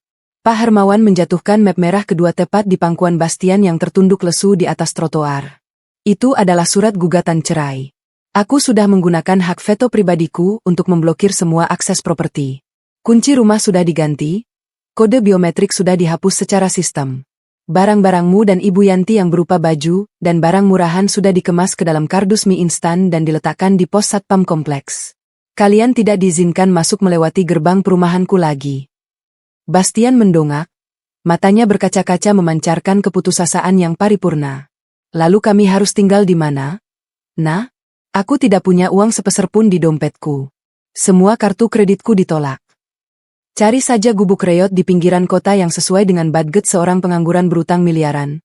Desisku merendahkan, tak menyisakan celah sekecil debu pun untuk belas kasihan. Kalian berdua hanyalah seekor benalu yang terlalu lama menghisap darahku. Sekarang, setelah suplai nutrisinya kumatikan, kalian akan menjadi gelandangan yang sesungguhnya di kota ini. Aku membalikkan badanku, memberi isyarat kepada tim keamananku untuk membuka jalan menuju mobil Mercedes Maybach yang menunggu dengan mesin menyala halus. Satu hal lagi, Bastian, ujarku tanpa menoleh, suaraku mengudara seperti vonis eksekusi. Saat aku melahirkan anakku nanti di kamar VVIP rumah sakit terbaik, aku pastikan biayanya kubayar lunas dari capital gain property yang kau hancurkan hari ini. Dan anak itu tidak akan pernah tahu bahwa ia memiliki seorang ayah pengecut yang kini telah menjadi sampah sejarah. Aku melangkah masuk ke dalam kabin mobil yang sejuk. Pintu ditutup dengan suara dentuman halus yang memisahkan duniaku dan dunia mereka secara permanen. Dari balik kaca film gelap, aku melihat Bastian Pramana dan ibunya duduk di trotoar yang panas, meratapi nasib mereka yang hancur dalam hitungan menit. Tidak ada penyesalan di hatiku. Tidak ada air mata. Aku menyandarkan kepalaku ke jok kulit mewah, mengelus perutku dengan penuh kasih sayang. Fase klimaks telah selesai kugarap dengan sempurna. Biarkan mereka sekarang menikmati aroma bau selokan yang akan menjadi teman tidur mereka mulai malam ini. Sang ratu properti telah mengambil kembali singgasananya. Matahari sore menyengat kulit Bastian Pramana tanpa ampun. Pria yang biasanya berlindung di balik AC mobil SUV mewah dan ruangan kantor berpendingin sentral itu kini berdiri mematung di depan gerbang besi menjulang tinggi. Gerbang itu adalah akses masuk menuju klaster perumahan elit tempat ia selama 3 tahun terakhir menetap dan berlagak seperti tuan rumah. Di sebelahnya, Ibu Yanti menangis sesenggukan, maskaranya luntur meninggalkan jejak hitam pekat di pipinya yang mulai keriput. Buka gerbangnya. Kalian tidak tahu siapa saya. Saya ibunda dari Bastian, suami Nyonya Aruna. Berani-beraninya kalian menahan kami di luar. Teriak Ibu Yanti histeris, mengguncang-guncang terali besi gerbang dengan sisa tenaganya. Urat-urat di lehernya menonjol, menampilkan kepanikan absolut dari seorang parasit yang baru saja diputus paksa dari inangnya. Dua petugas keamanan berseragam safari gelap berdiri kokoh di balik gerbang. Wajah mereka datar tanpa simpati sedikit pun. Salah satu dari mereka, kepala satpam bernama Darman, melangkah maju membawa sebuah papan klip. Maaf, Bu Yanti, Pak Bastian. Kami sudah menerima instruksi langsung dan dokumen legal dari tim pengacara Wijaya Land Group. Hak akses biometrik dan kartu pas kalian berdua sudah dicabut permanen. Properti ini adalah sepenuhnya milik Ibu Aruna Wijaya. Beliau telah menggunakan hak veto pribadinya. Kalian kini berstatus sebagai penyusup jika memaksa masuk ke area ini, ucap Darman dengan nada mekanis dan teramat dingin. Bastian menelan ludah, tenggorokannya terasa sekering gurun pasir. Egonya yang dulu selalu melambung tinggi kini hancur berkeping-keping, diinjak-injak oleh realitas hukum yang tak mampu ia lawan. Ia menatap nanar ke arah rumah bergaya minimalis kontemporer di ujung jalan, istana tempat ia dulu sering merendahkan istrinya yang memakai das terlusuh. Kini, istana itu telah mengunci pintunya rapat-rapat, membuang sang benalu ke habitat aslinya di jalanan aspal yang panas. Pak Darman, tolonglah. Suara Bastian bergetar, memohon dengan nada menyedihkan yang tak pernah ia gunakan seumur hidupnya. Setidaknya biarkan kami masuk untuk mengambil barang-barang kami. Pakaian kami, dokumen penting, mobil saya sangat butuh mobil itu. Darman mendengus pelan, menunjuk ke arah pos jaga di luar area gerbang. Di sana, tertumpuk sembarangan 5 buah kardus bekas mie instan yang dilakban seadanya. Semua barang pribadi bapak dan ibu yang bukan merupakan aset perusahaan, atau dibeli dari dana Ibu Aruna sudah dikemas ke dalam kardus-kardus itu. Pakaian lama Ibu Yanti, beberapa sepatu bapak, dan dokumen pribadi. Sedangkan untuk mobil SUV tersebut, BPKB-nya atas nama perusahaan. Dan statusnya telah ditarik sebagai bentuk likuidasi aset awal untuk menutupi gugatan perdata bapak yang bernilai 1.500.000.000 rupiah. Jelas Darman tanpa ragu dan tanpa ampun. Ibu Yanti menjerit tertahan, merosot jatuh ke atas trotoar yang kotor. Ia merangkak menuju kardus-kardus hina itu, merobek lakbannya dengan kuku-kukunya yang dihias cat murahan. Di dalamnya, ia menemukan daster-daster tuanya, dompet imitasi, dan beberapa alat rias bekas. Tas Hermes palsu kebanggaannya entah ada di mana. Mungkin sudah dibuang ke tempat sampah oleh tim pembersih yang disewa Aruna. Wanita tua yang selalu berlagak aristokrat itu kini menangis meraung-raung bak orang gila, meratapi statusnya yang kini tak lebih dari sekadar sampah sejarah di lingkungan elit tersebut. Aruna iblis. Perempuan. Dia merampas semuanya dari kita. Bas. Telepon pengacara. Kita tuntut balik dia sekarang juga. Kita sita rumah ini. Racau Ibu Yanti. Air liurnya menetes dari sudut bibirnya yang gemetar menahan amarah dan ketakutan. Pakai uang apa, Bu? Bentak Bastian tiba-tiba. Amarah dan keputusasaan meledak hebat dari dadanya. Wajahnya merah padam. Urat-urat di dahinya bermunculan. Rekeningku minus ratusan juta karena autodebit penalti sialan itu. Aku sudah dipecat dengan tidak hormat. Namaku masuk daftar blacklist BI. Siapa pengacara yang mau membela pria bangkrut cacat hukum yang bahkan untuk makan malam saja tidak punya uang? Keheningan yang mencekam langsung menyergap ibu dan anak itu. Realitas kemiskinan instan menampar mereka lebih keras dari pukulan fisik manapun. Tidak ada yang bisa numpang hidup lagi sekarang. Ibu Yanti buru-buru merogoh tas tangannya, mengeluarkan kartu kredit berlimit platinum yang selama ini ia gunakan untuk foya-foya di arisan sosialita. Tangan tuanya gemetar saat memutar nomor layanan perbankan di ponselnya yang layarnya sudah retak di ujungnya. Halo? Halo? Layanan pelanggan? Saya mau cek limit kartu kredit saya. Ucapnya panik. Beberapa detik kemudian, wajahnya berubah sepucat mayat. Diblokir. Kenapa diblokir? Ini kartu tambahan dari anak saya. Halo? Panggilan terputus sepihak. Sistem perbankan telah mendeteksi status kredit macet milik Bastian, dan secara otomatis mematikan seluruh jalur kredit yang berafiliasi dengannya. Kartu plastik mengkilap di tangan Ibu Yanti kini tak ada bedanya dengan potongan sampah plastik pinggir jalan.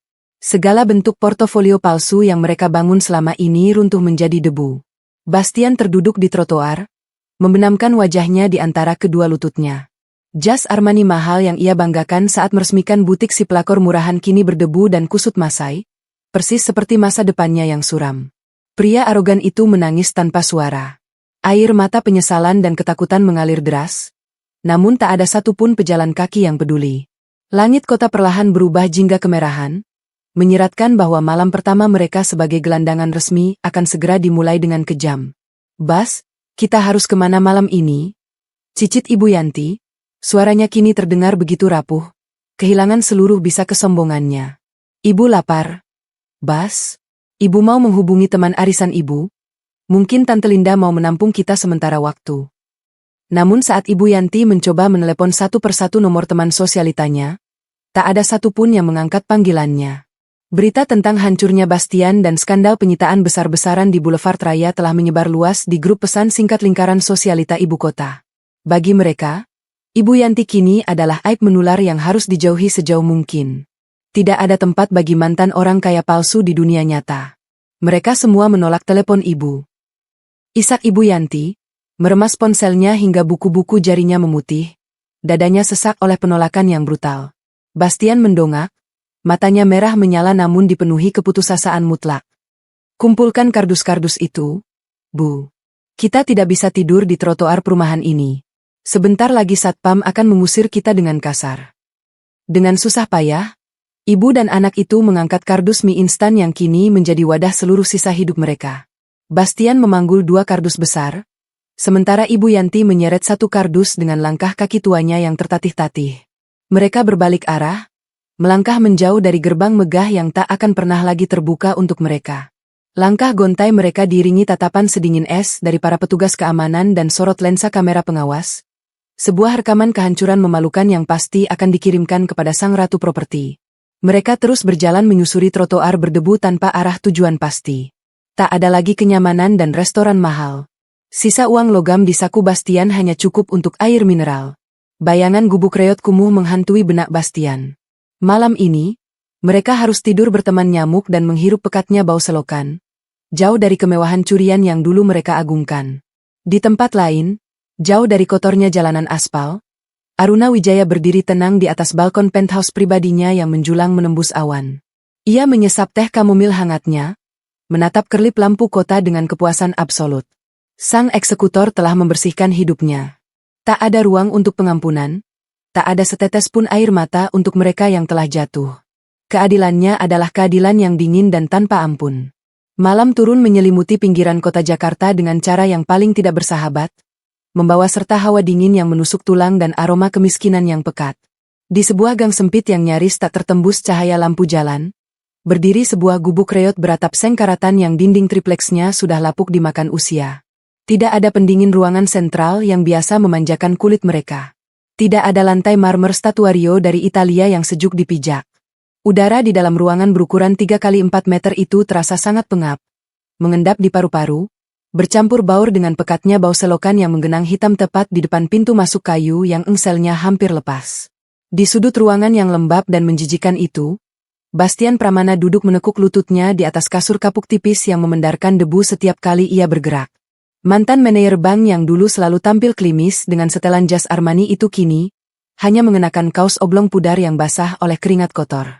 Wajahnya cekung, rahangnya menonjol, matanya kosong menatap layar ponselnya yang retak di ujungnya. Satu-satunya benda elektronik tersisa yang kini tak lebih dari sekadar penunjuk waktu karena nomornya telah diblokir secara sistematis oleh pihak bank.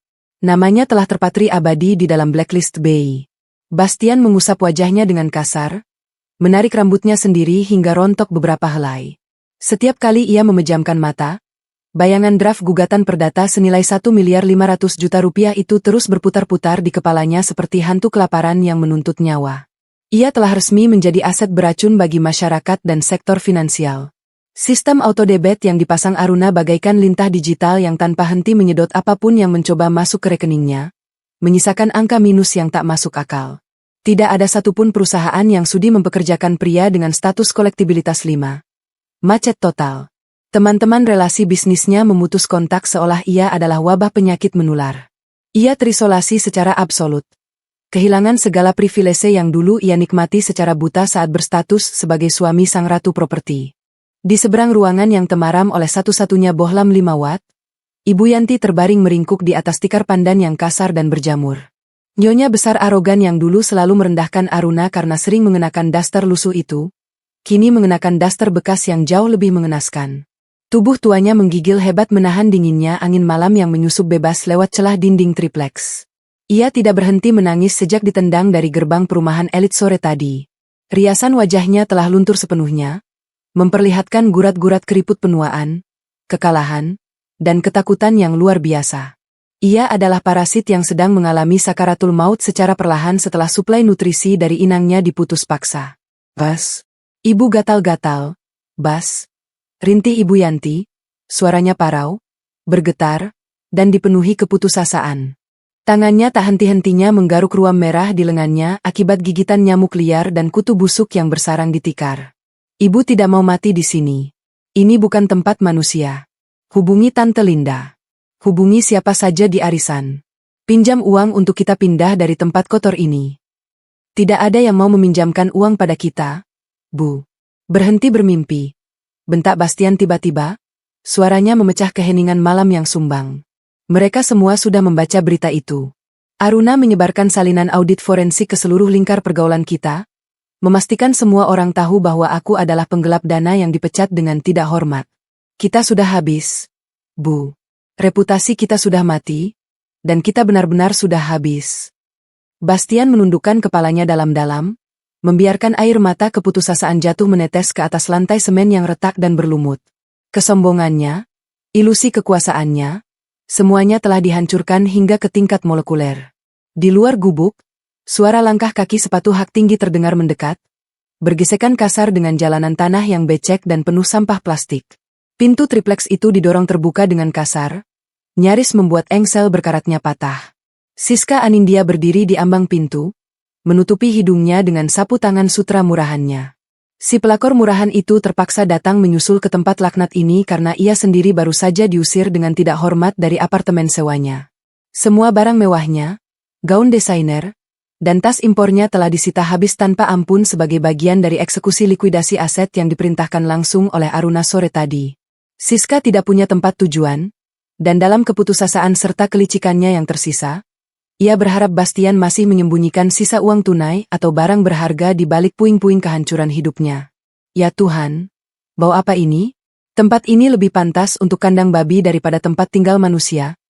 Rutuk Siska, matanya memindai ruangan sempit itu dengan tatapan penuh kebencian, kemarahan, dan rasa jijik yang luar biasa tak tertutupi. Bastian mendongak, matanya sedikit melebar dan secercah harapan palsu kembali menyala melihat kedatangan selingkuhannya. Siska? Kau datang menyusulku? Kau mau membantu kita melewati masa sulit ini? Siska mendengus jijik dan tertawa. Sebuah tawa melengking yang terdengar sangat kejam di telinga Bastian. Membantu kalian? Kau pasti sudah gila. Aku datang ke sini karena kau berutang nyawa padaku, Bastian. Gara-gara kebodohan absolutmu menyewa properti komersial yang ternyata milik istrimu sendiri, aku kehilangan butikku. Aku kehilangan masa depanku. Aku juga kehilangan segalanya. Siska, uang tabunganku ditarik paksa, saldoku beku. Aku ini korban dari kelicikan monster itu. Teriak Bastian membela diri, egonya yang rapuh masih menolak disalahkan meski kenyataan telah menampar dan menginjak-injaknya berulang kali. Siska melangkah masuk dengan hati-hati agar sepatunya tidak menyentuh genangan air kotor. Sama sekali tidak mempedulikan Ibu Yanti yang menatapnya dengan pandangan nanar dari sudut ruangan. Mata elang Siska yang licik langsung tertuju pada sebuah jam tangan Rolex tua berlapis emas milik almarhum ayah Bastian yang tergeletak sembarangan di atas meja kayu reot. Jam itu sengaja disimpan Bastian sejak lama. Itu adalah satu-satunya barang berharga yang luput dari radar sitaan karena tidak tercatat dalam portofolio aset perusahaan Aruna. Jam tangan itu adalah tiket terakhir Bastian untuk bisa makan selama beberapa bulan ke depan. Tanpa ragu sedetik pun, Siska menyambar jam tangan emas tersebut dan memasukkannya ke dalam saku mantelnya. Bastian terkesiap, segera bangkit dengan sisa tenaganya dan mencoba merebutnya. Apa yang kau lakukan? Kembalikan. Itu milik ayahku. Itu satu-satunya harta kita yang tersisa untuk bertahan hidup besok pagi. Siska mendorong dada Bastian dengan sangat kasar, memanfaatkan kondisi fisik pria itu yang sedang lemah, dehidrasi, dan kelaparan hebat. Bastian terhuyung ke belakang, kehilangan keseimbangan, lalu jatuh terduduk menghantam kasur kapuknya dengan keras. Ini bukan milikmu lagi, pecundang. Ini adalah kompensasi atas kerugian moralku. Desis Siska dengan mata menyalang buas bak pemangsa kelaparan. Kau berjanji akan menjadikanku nyonya besar di ibu kota, Tapi faktanya kau hanyalah seekor benalu menjijikkan yang selama ini numpang hidup pada kekayaan istrimu yang luar biasa itu.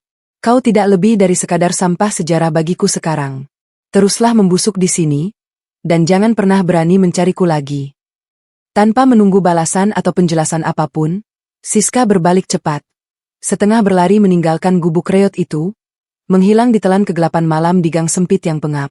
Aliansi palsu yang dibangun di atas dasar ketamakan, nafsu, dan pengkhianatan itu akhirnya runtuh secara total dan saling memangsa satu sama lain di titik nadir. Siska, tunggu. Siska, jangan tinggalkan aku. Jerit Bastian, suaranya serak, melolong penuh keputusasaan dan rasa sakit yang tak tertahankan. Namun tak ada jawaban yang kembali.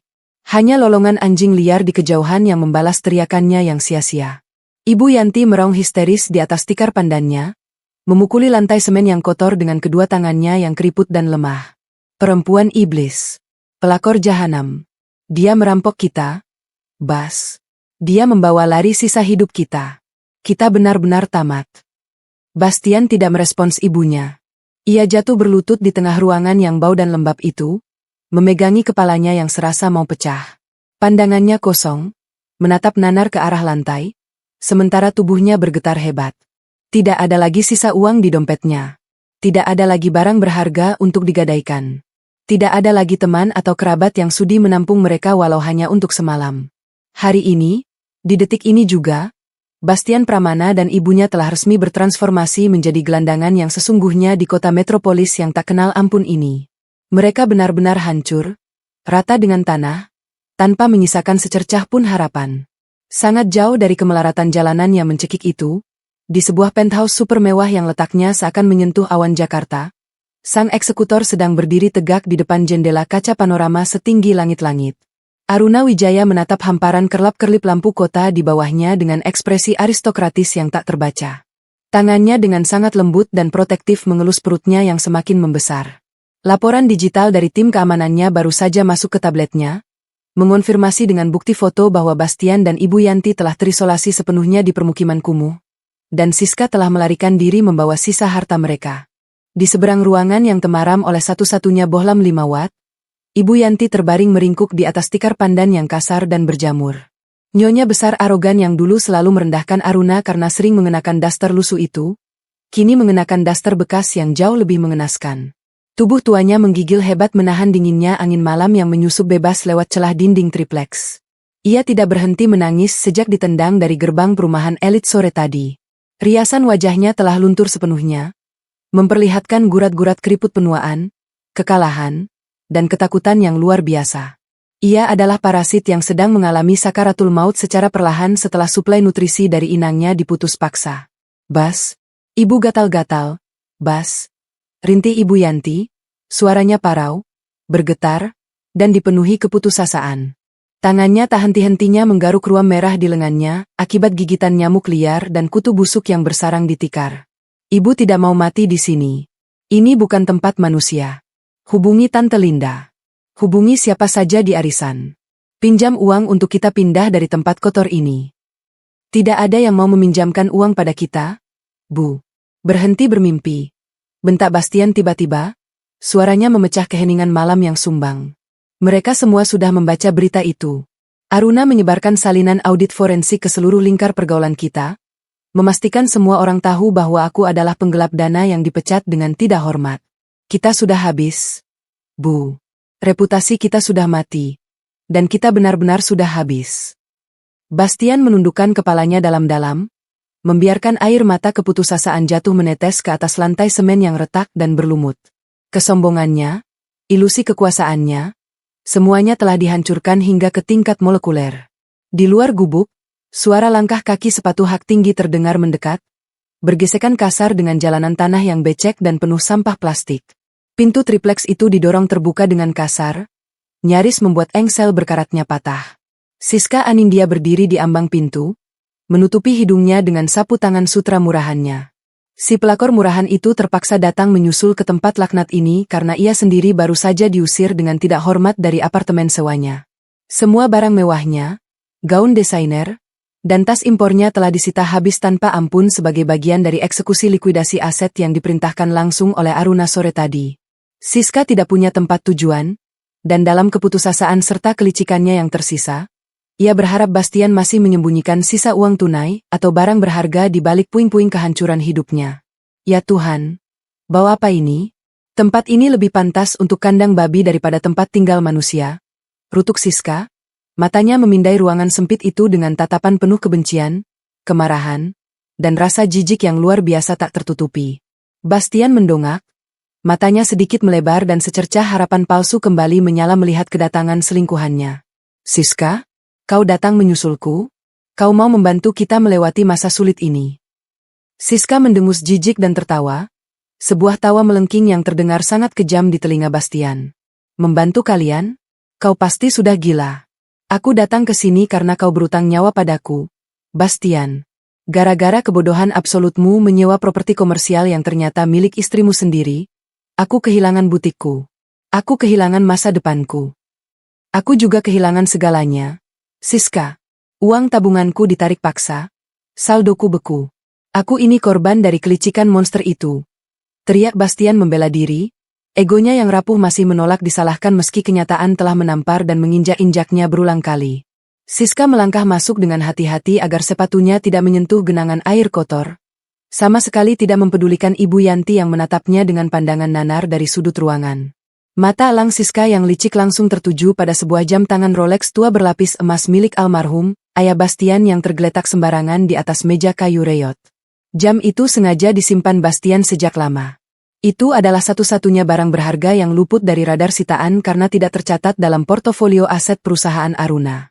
Jam tangan itu adalah tiket terakhir Bastian untuk bisa makan selama beberapa bulan ke depan. Tanpa ragu sedetik pun, Siska menyambar jam tangan emas tersebut dan memasukkannya ke dalam saku mantelnya. Bastian terkesiap, segera bangkit dengan sisa tenaganya dan mencoba merebutnya. Apa yang kau lakukan? Kembalikan. Itu milik ayahku. Itu satu-satunya harta kita yang tersisa untuk bertahan hidup besok pagi. Siska mendorong dada Bastian dengan sangat kasar, memanfaatkan kondisi fisik pria itu yang sedang lemah, dehidrasi, dan kelaparan hebat. Bastian terhuyung ke belakang, kehilangan keseimbangan, lalu jatuh terduduk menghantam kasur kapuknya dengan keras. Ini bukan milikmu lagi, pecundang. Ini adalah kompensasi atas kerugian moralku, desis Siska dengan mata menyalang buas bak pemangsa kelaparan. Kau berjanji akan menjadikanku nyonya besar di ibu kota, tapi faktanya kau hanyalah seekor benalu menjijikkan yang selama ini numpang hidup pada kekayaan istrimu yang luar biasa itu. Kau tidak lebih dari sekadar sampah sejarah bagiku sekarang. Teruslah membusuk di sini, dan jangan pernah berani mencariku lagi. Tanpa menunggu balasan atau penjelasan apapun, Siska berbalik cepat, setengah berlari meninggalkan gubuk reot itu, menghilang ditelan kegelapan malam di gang sempit yang pengap. Aliansi palsu yang dibangun di atas dasar ketamakan, nafsu, dan pengkhianatan itu akhirnya runtuh secara total dan saling memangsa satu sama lain di titik nadir. Siska, tunggu. Siska, jangan tinggalkan aku. Jerit Bastian, suaranya serak, melolong penuh keputusasaan dan rasa sakit yang tak tertahankan. Namun tak ada jawaban yang kembali. Hanya lolongan anjing liar di kejauhan yang membalas teriakannya yang sia-sia. Ibu Yanti meraung histeris di atas tikar pandannya, memukuli lantai semen yang kotor dengan kedua tangannya yang keriput dan lemah. Perempuan iblis. Pelakor jahanam. Dia merampok kita. Bas. Dia membawa lari sisa hidup kita. Kita benar-benar tamat. Bastian tidak merespons ibunya. Ia jatuh berlutut di tengah ruangan yang bau dan lembab itu, memegangi kepalanya yang serasa mau pecah. Pandangannya kosong, menatap nanar ke arah lantai, sementara tubuhnya bergetar hebat. Tidak ada lagi sisa uang di dompetnya. Tidak ada lagi barang berharga untuk digadaikan. Tidak ada lagi teman atau kerabat yang sudi menampung mereka walau hanya untuk semalam. Hari ini, di detik ini juga, Bastian Pramana dan ibunya telah resmi bertransformasi menjadi gelandangan yang sesungguhnya di kota metropolis yang tak kenal ampun ini. Mereka benar-benar hancur, rata dengan tanah, tanpa menyisakan secercah pun harapan. Sangat jauh dari kemelaratan jalanan yang mencekik itu, di sebuah penthouse super mewah yang letaknya seakan menyentuh awan Jakarta, sang eksekutor sedang berdiri tegak di depan jendela kaca panorama setinggi langit-langit. Aruna Wijaya menatap hamparan kerlap-kerlip lampu kota di bawahnya dengan ekspresi aristokratis yang tak terbaca. Tangannya dengan sangat lembut dan protektif mengelus perutnya yang semakin membesar. Laporan digital dari tim keamanannya baru saja masuk ke tabletnya, mengonfirmasi dengan bukti foto bahwa Bastian dan Ibu Yanti telah terisolasi sepenuhnya di permukiman kumuh. Dan Siska telah melarikan diri membawa sisa harta mereka.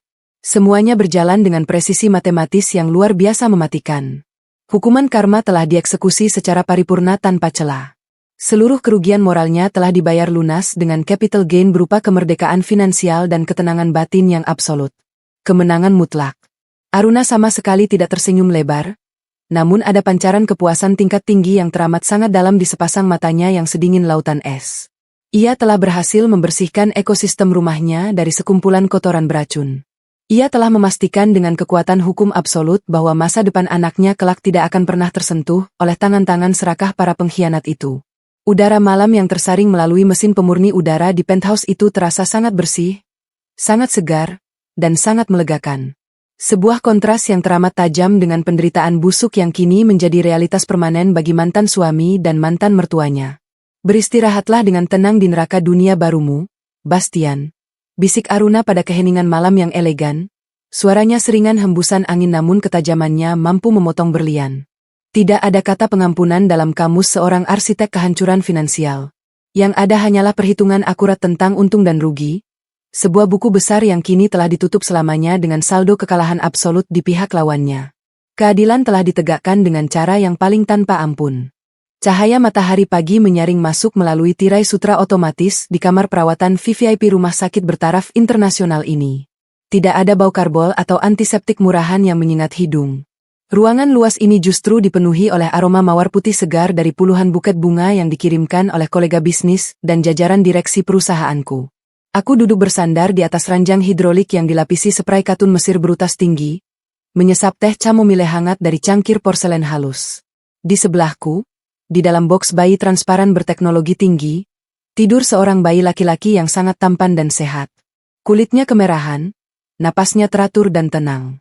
Ia adalah pewaris tunggal kerajaan bisnisku, seorang anak yang lahir tanpa perlu mengenal sosok ayah pengecut yang telah kuhancurkan hingga ke akar-akarnya.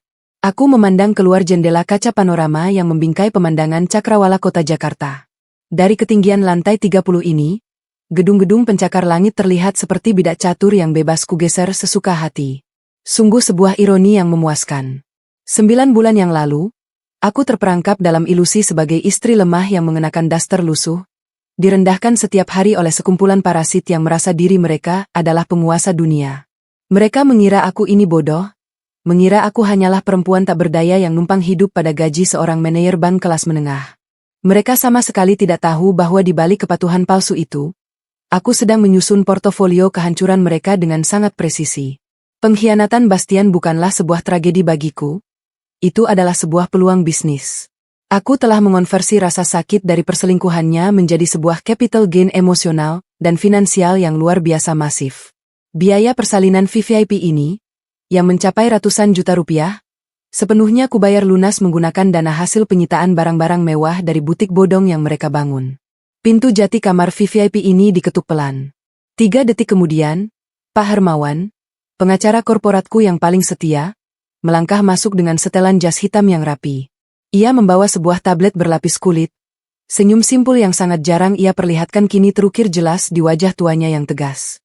Selamat pagi, Bu Aruna. Sekali lagi, selamat atas kelahiran putra pertama Anda. Beliau benar-benar terlihat seperti pewaris Wijaya Land Group yang tangguh. Sapa Pak Hermawan seraya menundukkan kepalanya dengan hormat. Terima kasih, Pak Hermawan. Teh, tawarku dengan nada aristokratis, menunjuk teko porselen di atas meja nakas. Tidak perlu, Bu. Saya datang membawa laporan penutup dari eksekusi final kita, jawabnya, menyerahkan tablet itu ke tanganku. Semua sudah selesai, Bu Aruna. Babak terakhir dari sandiwara mereka telah resmi ditutup dengan sangat memalukan.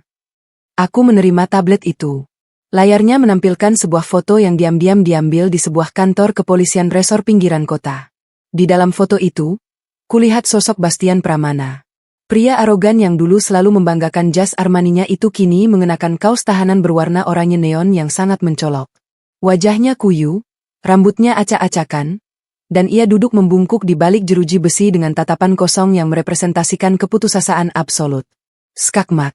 Jelaskan padaku kronologi kejatuhannya, Pak Hermawan. Aku ingin mendengar setiap detailnya sebagai dongeng pagi untuk putraku. Pintaku dengan senyum dingin, mataku tak lepas dari wajah hancur suamiku di layar itu.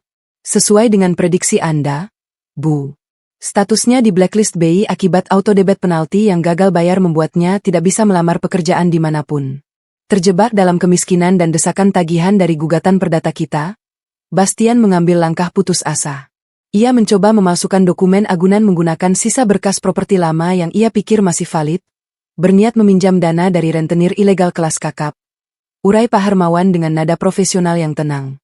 Aku tertawa renyah, sebuah tawa yang menggema merdu di ruangan mewah ini. Tindakan bodoh dari seekor benalu yang kehabisan nutrisi. Lalu, rentenir itu menyadari dokumennya palsu. Mereka tidak hanya memukulinya hingga babak belur, tetapi juga menyerahkannya ke polisi atas tuduhan penipuan. Bastian ditangkap semalam. Dengan statusnya saat ini, ia tidak akan memiliki pengacara. Ia akan membusuk di sel tahanan itu untuk waktu yang sangat lama, menanggung beban aset beracun yang ia ciptakan sendiri. Aku mengusap layar tablet itu dengan satu jari, merasakan kepuasan murni yang mengalir deras di pembuluh darahku. Sebagai seorang eksekutor, melihat mangsaku masuk ke dalam perangkap terakhir yang ia buat sendiri, adalah bentuk validasi tertinggi atas kejeniusanku. Melalui audit forensik sederhana dari balik bantal kamarku beberapa bulan lalu, aku telah merancang efek domino yang tak bisa dihentikan oleh siapapun. Bagaimana dengan ibunya? Tanyaku tanpa nada simpati sekecil debu pun. Ibu Yanti dibiarkan sendirian di gubuk reot tersebut. Tanpa Bastian, ia tidak memiliki pelindung atau sumber makanan. Laporan dari tim lapangan menyebutkan bahwa ia kini hidup dari belas kasihan tetangga kumuh yang dulu sering ia hina. Ia resmi menjadi gelandangan yang terperangkap dalam pekatnya bau selokan, kehilangan seluruh akal sehatnya, dan terus meracau tentang tas Hermes palsunya. Sempurna. Biarkan wanita tua itu menghirup aroma kesombongannya sendiri setiap hari. Balasku mematikan layar tablet dan mengembalikannya kepada Pak Hermawan. Lalu, mengenai wanita itu, Siska Anindya. Pak Hermawan mendengus pelan. Si pelakor murahan itu bernasib tak kalah tragis. Bu. Setelah mencuri sisa uang Bastian, ia mencoba kembali ke lingkaran sosialitanya. Namun, begitu ia menyadari bahwa seluruh aset butiknya telah menjalani proses likuidasi aset secara paksa, tak ada satupun yang mau menerimanya. Ia kini bekerja sebagai pelayan paruh waktu di sebuah klub malam kelas bawah. Ia telah resmi menjadi sampah sejarah yang tak akan pernah bisa bangkit lagi. Aku mengangguk puas. Tidak ada lagi ancaman. Tidak ada lagi kebohongan. Hak milikku telah sepenuhnya kembali ke tanganku berkat satu sentuhan hak veto yang kulemparkan tepat di wajah mereka. Pintu kamar terbuka lagi. Kali ini seorang perawat masuk dengan sopan untuk memeriksa keadaan bayiku. Aku tersenyum lembut pada perawat itu. Sebuah senyum keibuan yang sangat tulus, sebelum ia menunduk hormat dan keluar meninggalkan kami kembali dalam privasi. Aku turun perlahan dari ranjang VVIP-ku, berjalan menghampiri box transparan itu. Kuangkat putraku dengan kedua tanganku, memeluknya erat di dadaku. Kehangatan tubuh kecil ini adalah satu-satunya hal nyata yang tersisa dari pernikahan penuh kebohongan itu. Dengar baik-baik, anakku, bisikku pada telinga bayiku yang masih terlelap, mengayunkannya perlahan sambil menatap gedung-gedung tinggi ibu kota yang menjadi wilayah kekuasaanku. Dunia ini kejam, dan orang-orang akan selalu mencoba mengambil apa yang menjadi hakmu. Ayahmu mencoba melakukannya, dan ia kini membayar mahal atas pengkhianatannya di balik jeruji besi. Bayiku bergerak pelan, seolah merespons bisikanku. Tapi kau tidak perlu khawatir. Lanjutku, tatapanku menajam menembus kaca jendela. Ibumu ini bukanlah wanita yang bisa dihancurkan. Ibumu adalah sang ratu yang menguasai papan catur ini. Segala kemewahan, kekuasaan, dan masa depan yang kau miliki hari ini, adalah hasil dari pertarungan berdarah yang telah kumenangkan tanpa meneteskan setetes pun air mata belas kasihan. Kisah ini dimulai dari sebuah pengkhianatan di atas kasur yang dibeli dengan uangku, dan berakhir dengan kehancuran total para pelakunya di atas lantai semen yang dingin dan kotor. Bastian, Ibu Yanti, dan Siska telah menerima karma mereka dalam bentuk yang paling brutal dan tanpa ampun. Aku tersenyum puas, memutar tubuhku menjauhi jendela dan kembali menatap hamparan bunga mawar putih di ruanganku. Rencana telah dieksekusi dengan sempurna. Kemenangan ini mutlak, elegan, dan abadi. Sang Ratu Properti telah membersihkan istananya dari segala hama, siap melangkah maju menuju kejayaan yang tak terbatas.